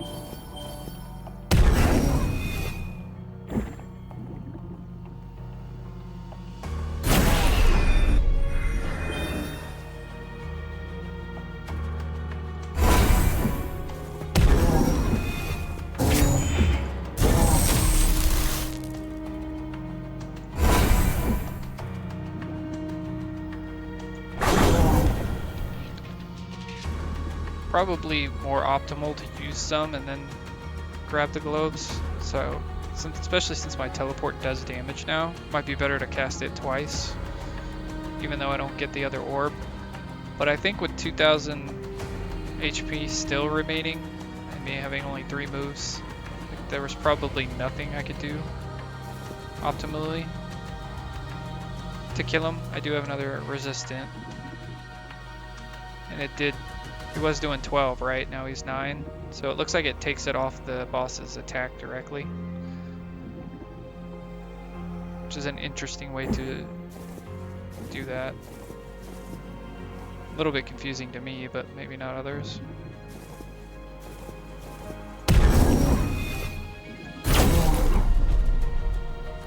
I don't even know if I hit myself with that shield, if so it was a mistake.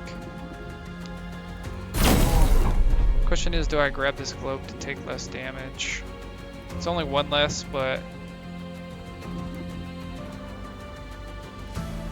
these 2 are coming off cooldown without the globe. So I think I just take the 1 extra damage here. I don't like going down lower, but I may not be able to kill him for sure next turn. Plus I'm gonna have to move out of the aim. Oh, I can cast while I'm right on the edge of it. I'm gonna move this for free. We have a crit on this, so it doesn't matter because I want to invigorate it anyway. So I could have grabbed this last turn. Doesn't matter. I guess I do get the 1 extra willpower now.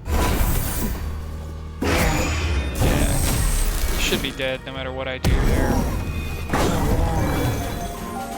With all the willpower.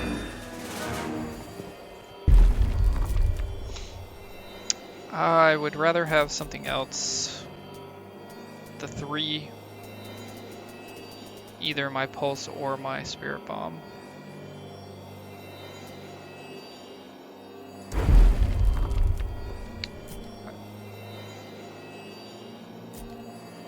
I don't like this psychic beam.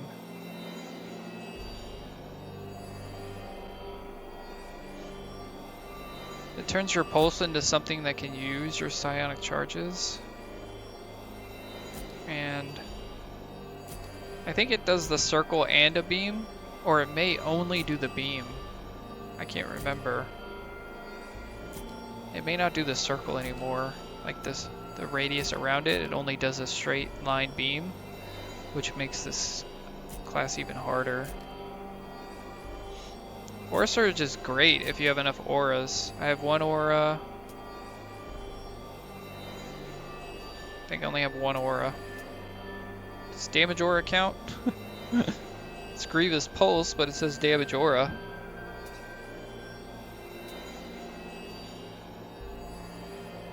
So is that 2 auras? With the possibility of a 3rd if I get the last augment here. Yeah, I just don't like Psychic Beam. Maybe if I use it more often, I'll feel differently. I've used it 1 time, so I definitely do need to try it out more. Evasive is okay. Here's another aura.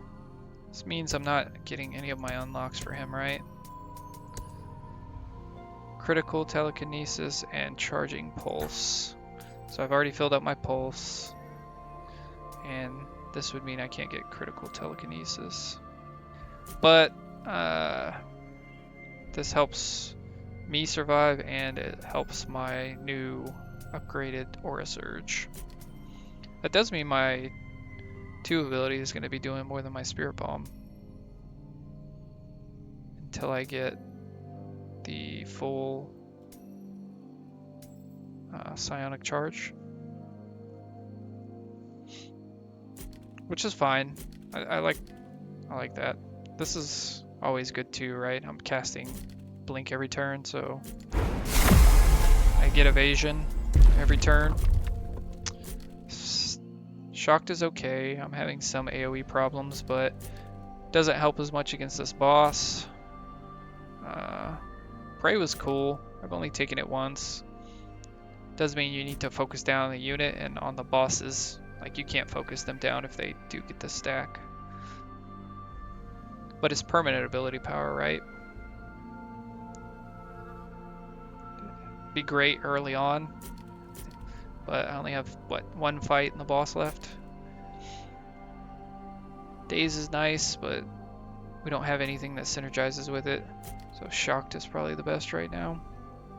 It's just a little bit of extra AoE damage. This actually still might be better than Shock, but even with only 1 fight in the boss. Because the boss is going to summon minions I can kill too, right? So I could maybe get 5, 6, 7 stacks of the prey up. 42 is pretty good, considering how this run started. Lived with 1 health early on. I never thought we would even get this far.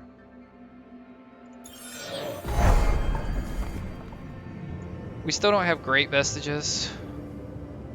Like, I'd like to get rid of this because I'm no longer getting the ability power from it. But I would get rid of Flamio and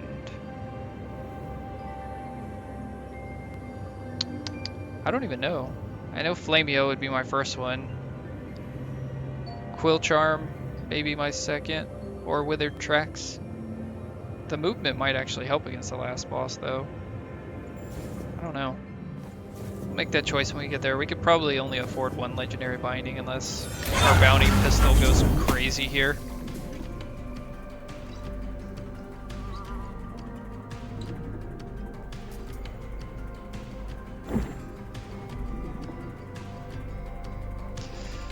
I got a lot of health and showing hazard aura here, but I think this is, it's not showing like this buff, which I think is the spell power, like he has a magic resist. But that's fine. I can hit all 3 of these with my 2 ability. I wonder if it's going to be better to invigorate my 2 ability now.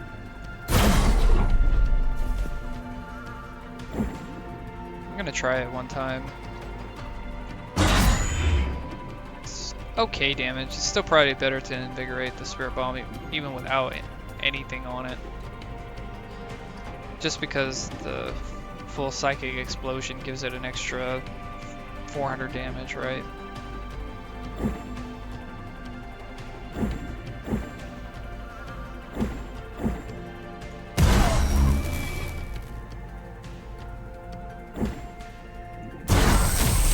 Paying attention to my mana, I could have gone very poorly.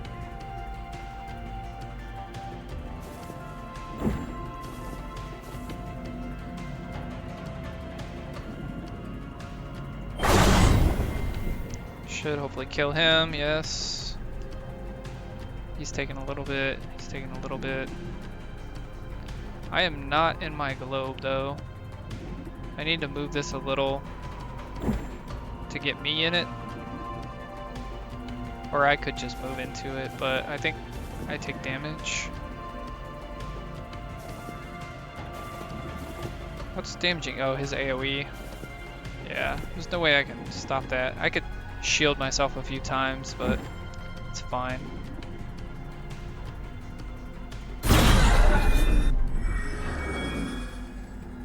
I guess if he took the damage, if I just moved through him, I could have shielded myself once, but this is okay. These guys have so much health. He's got a shock.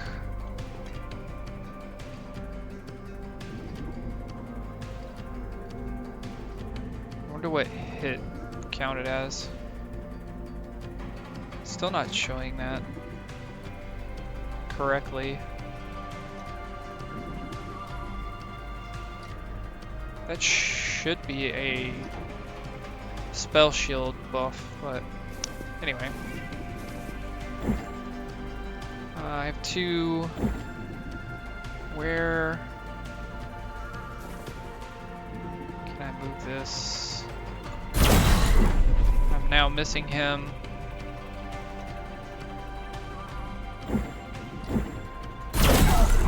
Now missing him. Comedy of errors.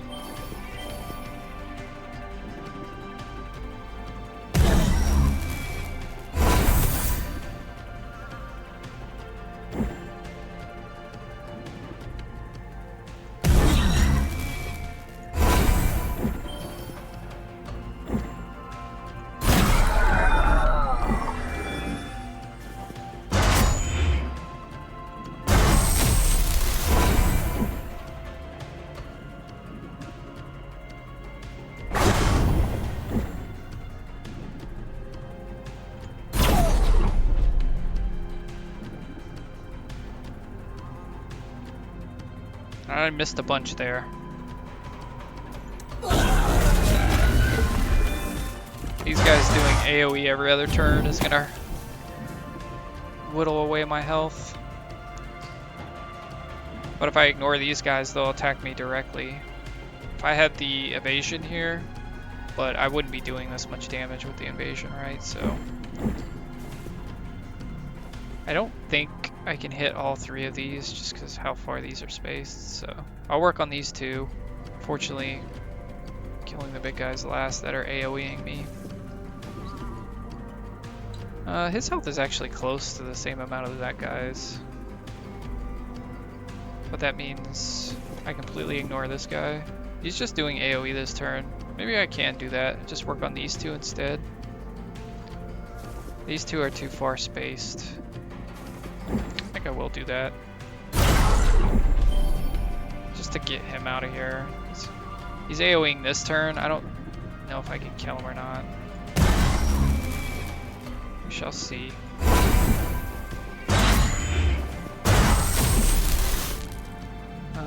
Doesn't look like it, but maybe it'll be close.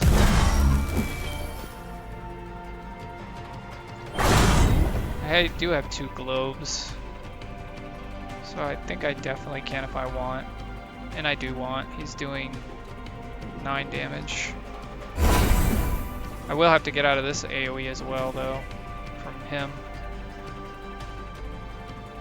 I only had to pick up 1 globe to get him killed. So that's nice.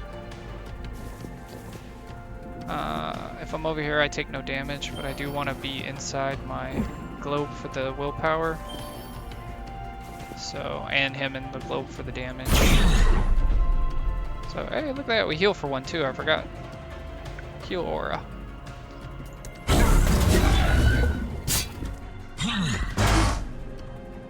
Oh, nice. He moved into my globe area. So they're both direct attacking me. He's AoE attacking. I do have a bunch of globes this turn. He shouldn't take many hits. I'm at 3 charges already. I will cast this just to get it off cooldown again. I probably could have moved my ball there and hit all 3 of them, so that was a little bit of a mistake.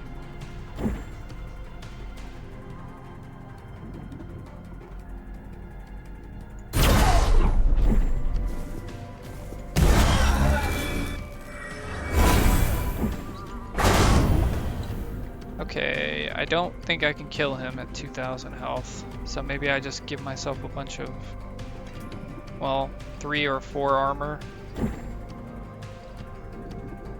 This is gonna give him a stack, but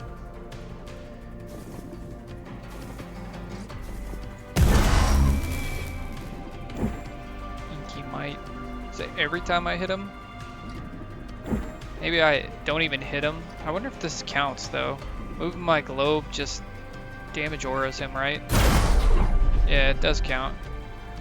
So every time I give myself armor, he gets attack anyway, right? Well, not always. Like, he got the might, but it didn't give him an extra damage.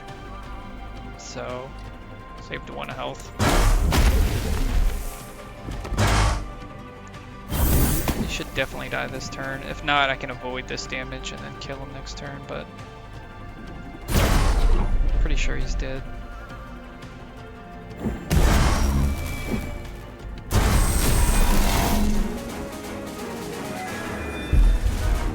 Yep, pretty nice. Restore 3, no. Gain 2 ability to the end of combat for each aura. Oh wow. If damage aura counts, which it should for Grievous Pulse, then that's 6 ability power each turn. I will take it. Get rid of Flamey. I probably want to get rid of Pressurized Tank too, but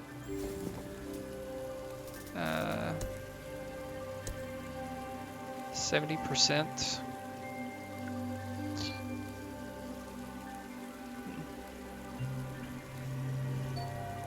Maybe that's better than Quill Charm, just because even after I full heal, at some point I'm gonna be below 70% probably in the last fight. I still have a shop heal if I want it, but if I want to re-roll for the legendary, I don't. So is the 12 heal better than the ability power?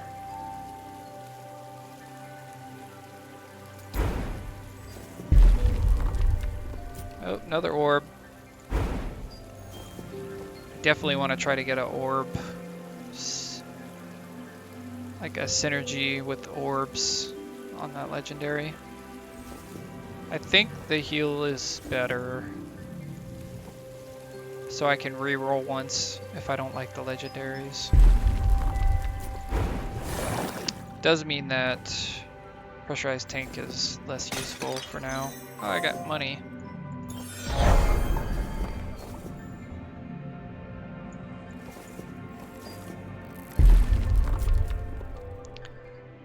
We don't gain much shield, so let's hope it's a better re-roll. Do we smite the enemy? I don't think we do.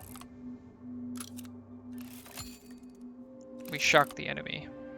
Well, that sucks. This would only discount my telekinesis. So, re-rolling again would only be a choice of the other two. I won't be able to get the legendary. Wish I could sell my potion for 100 gold exactly. Quillings.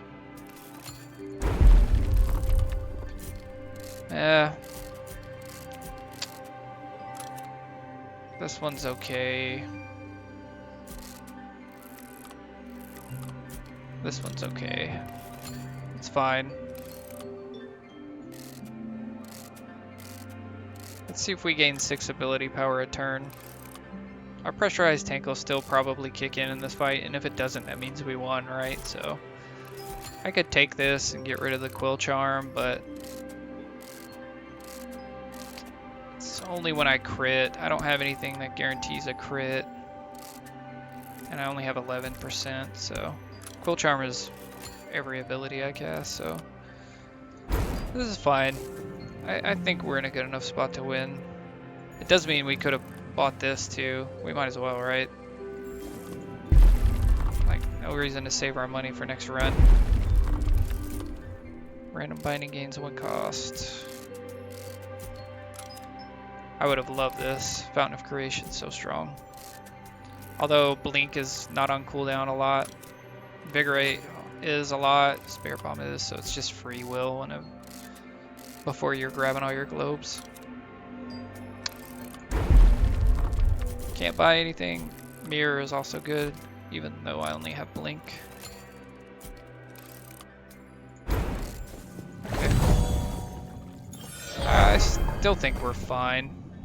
This boss is kind of awkward for Clairvoyant because of how spread out everything is.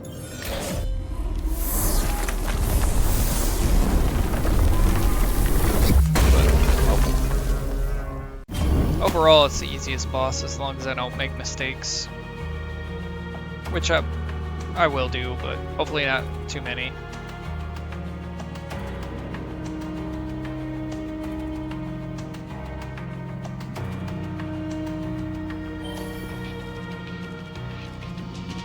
Teleport's really nice here. I kind of like to go around. So he's got aura damage coming, like AoE.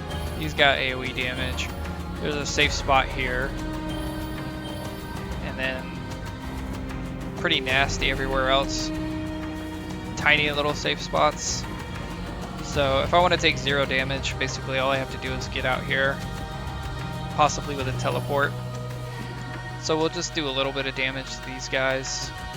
I do want to be in my ball to get my auras. Where's my AP? Lost at the end of combat. Did I gain 8? Or does it just... It looks like this all came from the same ability. Ability power enhancement, which should be this. 2 for each aura.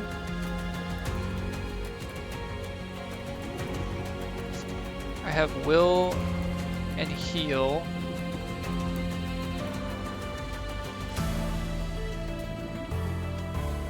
I guess it's counting the damage aura. It's 3.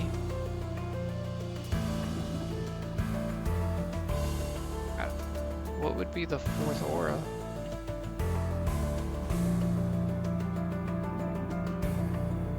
Does it just consider its own damage aura an aura as well? Like the one that does damage at the end of the turn? the Grievous double up that aura to give me 8 per turn? I mean, it'll be easy to check, right? Just check next turn if we have 16, then this is super strong. But yeah, let's get started. I'm just gonna do some damage and pour it out, set up for next turn. I do want to keep my globe as close to me as possible though, because I want to be in it. So I want to have my globe right around here at the end of the turn.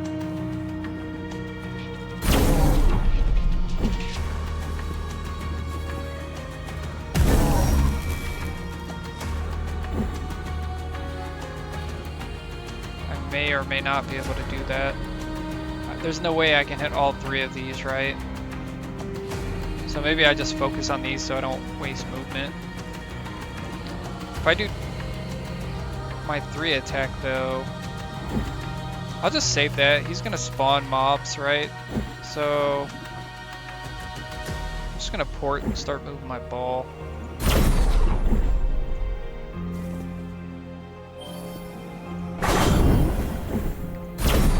Just set up for a good turn 2, where I can invigorate a full charge and kill the spawns he spawns, see which one I have to hit.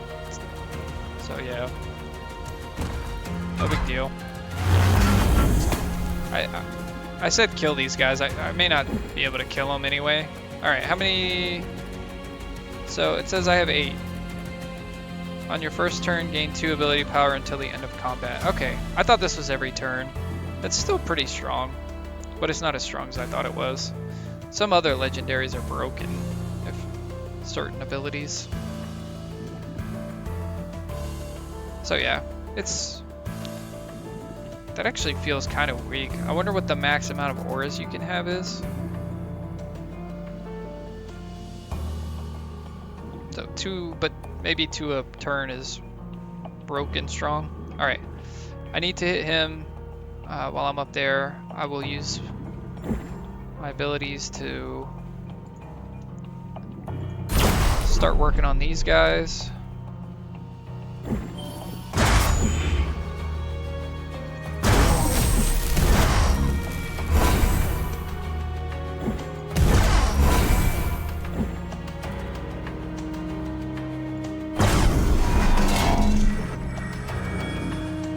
Alright, globes everywhere. This one's going away. Maybe I leave all the others.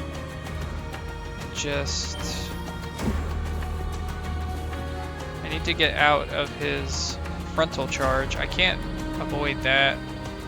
I could knock down his attack a little bit more, but I'm not really worried about that.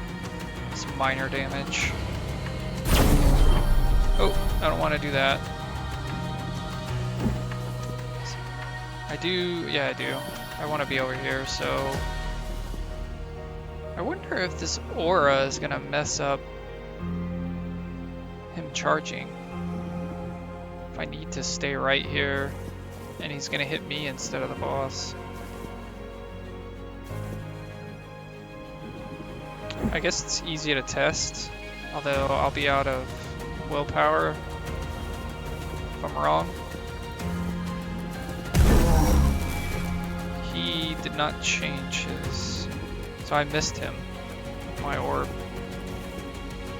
Well, I guess we'll get to learn and see. But I think if I'm standing, he's gonna hit me.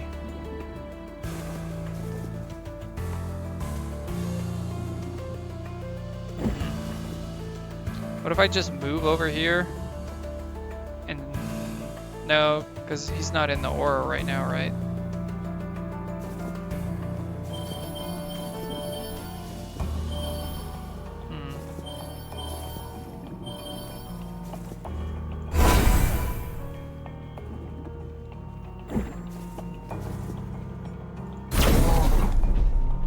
He is not even changing his direction.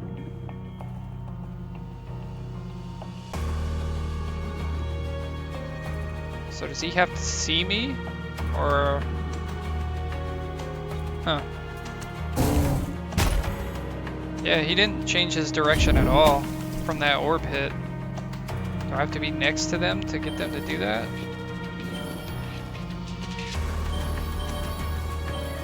Alright, well, I'm right next to this guy, so let's see what happens. It doesn't seem like the will is changing yet.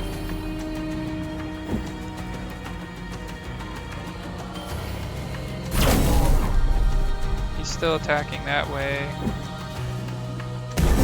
Okay, he moved there. So it's just got to be a direct ability. When I move my orb out of here, is he gonna switch directions though? Maybe if I only go through him. It's actually interesting. I don't know if I've done this fight before or if I just didn't pay attention. Okay, he didn't move. He's still hitting the boss. I definitely want to do my free blink. These two are going away and I can't reach them. Do I care? No, I don't. I'll just get over here. 9 damage, is that all him? No, he's only doing 6.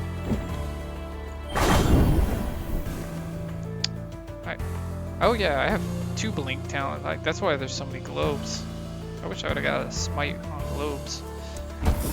Alright, this is fine. He should have been hit by that. I can... this is kind of annoying. I think I can get him to hit without standing in the fire. Let's just grab the globes. I don't need a ton of damage or cooldown reduction on this guy until... It's gonna be an awkward angle without standing in the fire. I guess I could teleport into him if this doesn't work. Alright, let's just try it.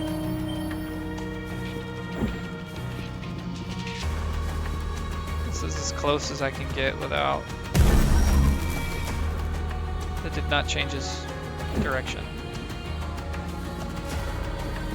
What about this? That did, but it's gonna miss, so...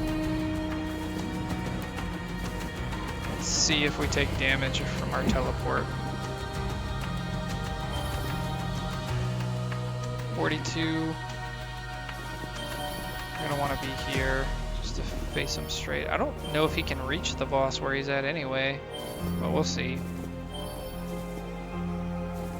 Very likely take damage from this, but we did not. I've never tried that. Teleporting while in fire, so I can grab these globes too. No point in leaving them down here. This one's going away. Just do a little bit of damage to the boss and get our globe up here eventually. I guess in that case we can just kind of follow it up here.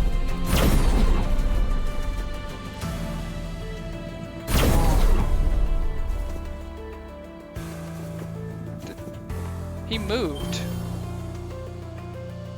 What the hell hit him?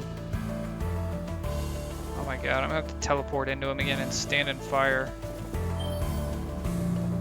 You know, he's not reaching the boss anyway, I don't care. I'll get him to hit next turn.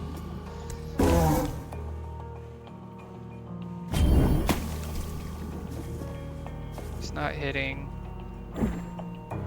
So this should point him straight at the boss. Does not. These hands are very finicky with this class. He's hitting the boss. There's an orb, let's grab it. And just run around in circles. I'm afraid of moving my orb. Maybe if I just stand here. Even if I move my orb, he's still pointing at the boss. I want to be in my orb. It looks like I am anyway, but... taking a damage now. Now I'm not. Let's do some damage. He's going into this phase. Sorry, just testing out the finicky nature of this fight with the Clairvoyant.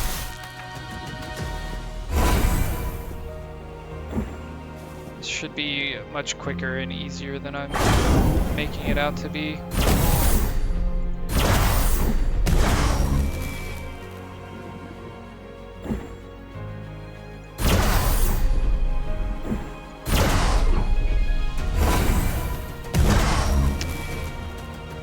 I think I'm gonna leave these guys up and low, so next turn he may not spawn more. If he spawns more, then that kind of sucks, but maybe he won't spawn more if I have these guys here.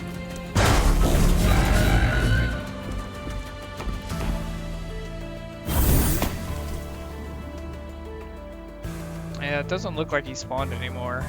I don't know if they spawn on that turn or the next turn anyway, but this is where I'm talking about. Like, after he goes through his phases, there's so much AoE on the ground.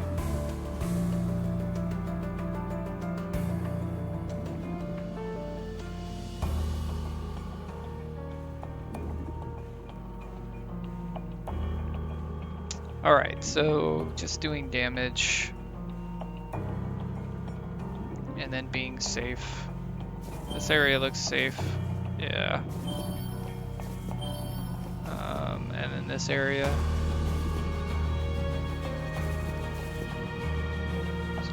Two really safe spots.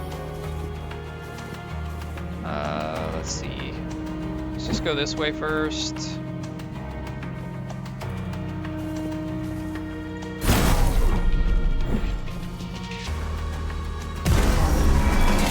Alright, he's already worn down. Grab our globe. This way. I'm not gonna follow my globe past this. This one's going to.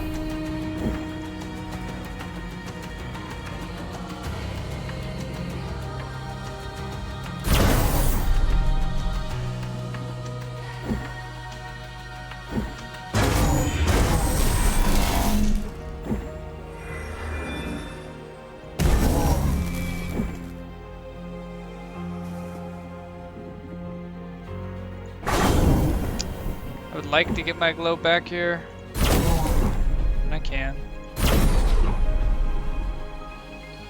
It's for the heal and the willpower. I was healing for 2 some turns, I wonder why. One of those turns it showed I was healing for 2. Maybe a mob death. Alright, yeah, just see who's attacking and who I need to point towards him. He did spawn 2 again. I need to point him, which is good because I want to kill these guys too.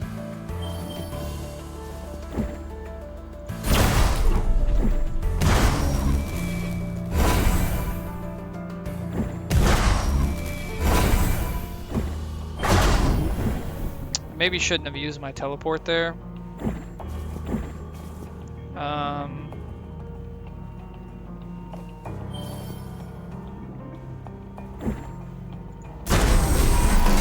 Okay, he's pointed toward the boss. So the only reason I'm not safe is he's directly attacking me. I'm afraid if I move this, he's going to change direction, so let me just stand here for now.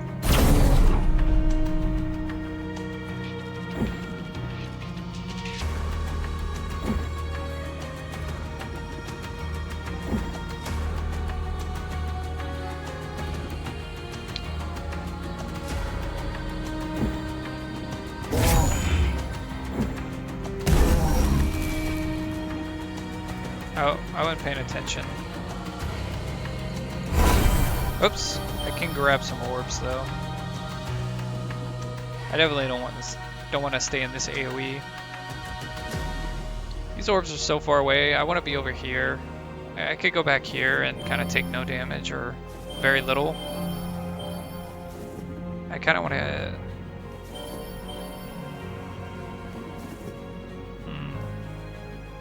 I don't want to stand in his AoE.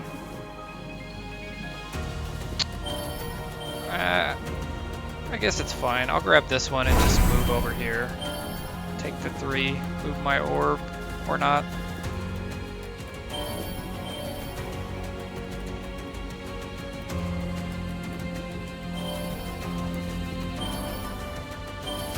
I didn't really think that out very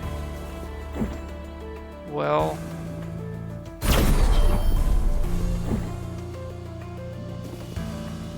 Gonna have to grab one of these to port, basically.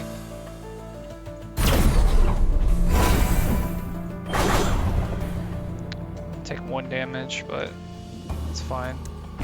Could have done that better if I was paying better attention to my movement and where my ball was.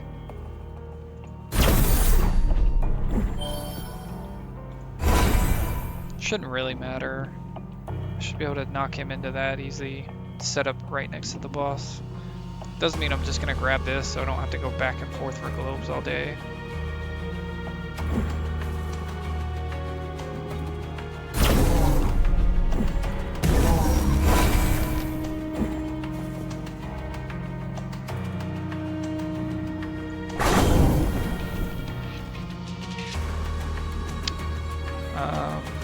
Be best to use my ability at the end while he's facing him, but I'm out of the way. So something like this. And this. Just moving. Being in my heal and willpower.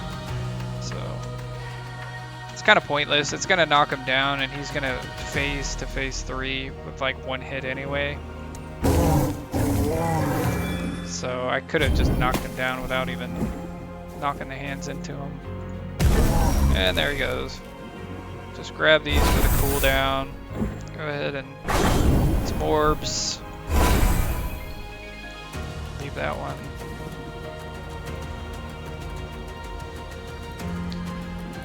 Good enough. And there he goes. Alright, I don't even have to worry about the other stuff now.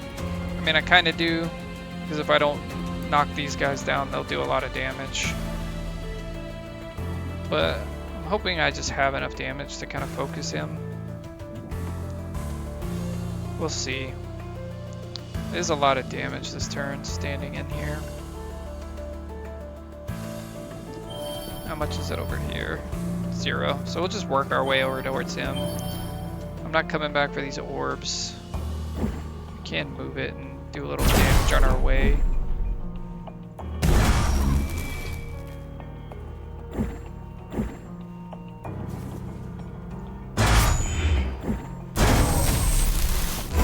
Just so we're not completely ignoring everything, right?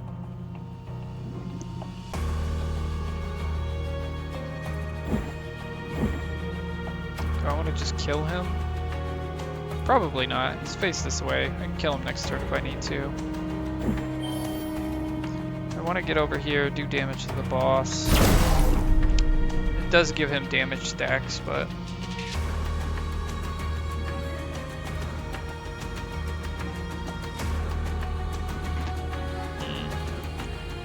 Gains increased attack.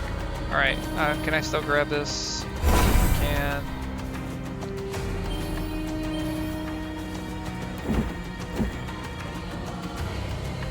Need to be careful. Just cast this one more time, grab this orb, and fly over there.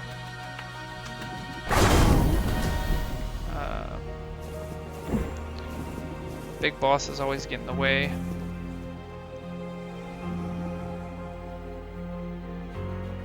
I don't need to hit myself, so I'm going to work my way over here. I may just move here to make sure I don't make a mistake. I'll save this for next turn if I need. I still have 2 globes here. Oh, I do want to be in my orb though, so make sure I'm out of the damage but in my orb. Yeah.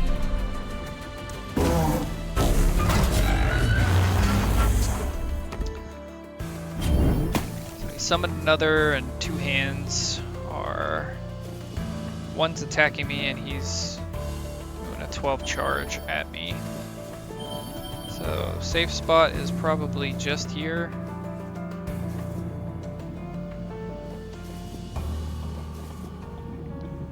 Yeah, just here is the completely safe spot, but we're going to just start damaging him and see how it looks. We can actually damage them as well.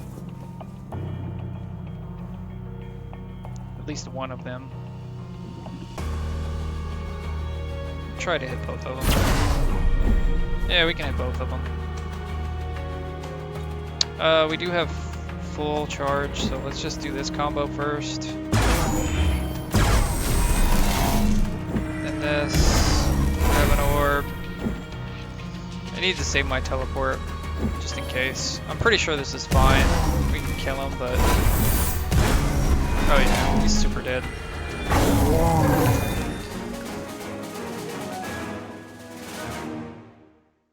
Started off very, very sketchy. So if I was Inkbound or even Platinum, I think I'd lose that run every time. But I made just enough mistakes to not lose on gold, I think. Oh, I got the last helmet.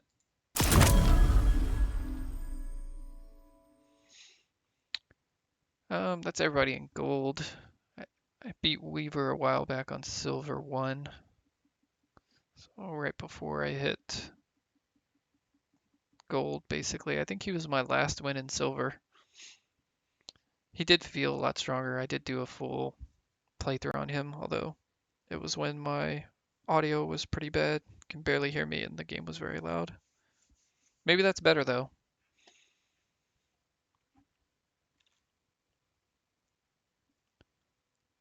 Alright, that was a way longer run than it should have been. But I've done every class as a full breakdown now. So I'll probably just focus on some gameplay until I get to Inkbound rank, and then I'll go back in and look at some of the debuffs and things like that, and maybe do some full play-by-play then.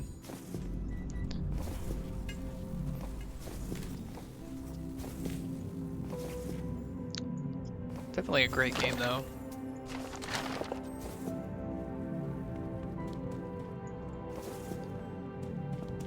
That was a long one, so I'm gonna take a break.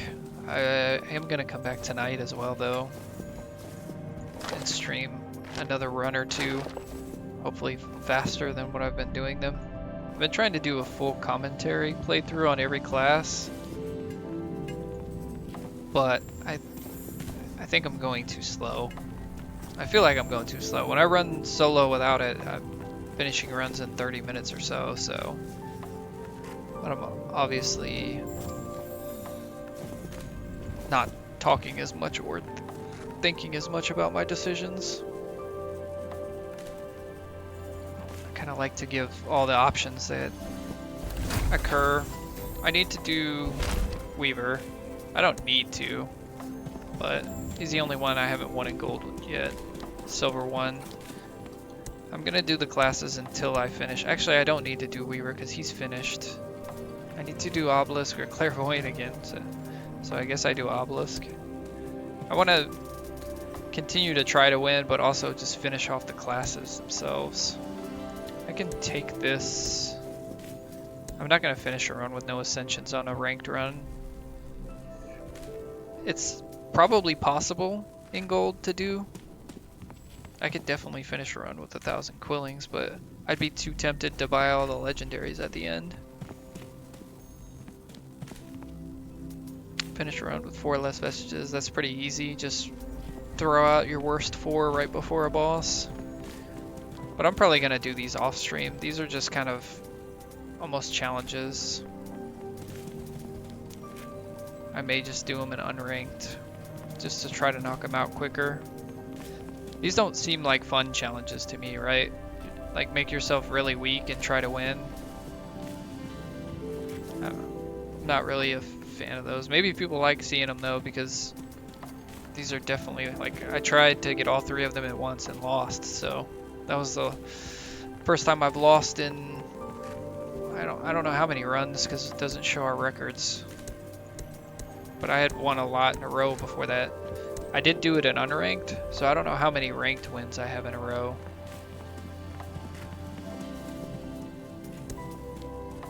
But yeah, I may have quit out of a run too at some point.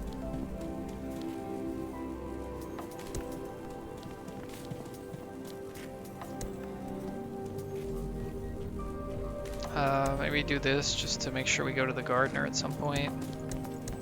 Have I done my dailies? Probably not.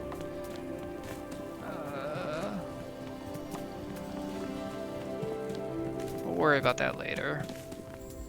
Obelisk and Clairvoyant, so I'll set up for Obelisk. Try to finish out all the classes, all their unlocks. But yeah, I'm gonna take a break for a bit. That took way too long. I'm sorry that was such a long run. I will be back tonight and likely tomorrow as well. So thank you, everybody.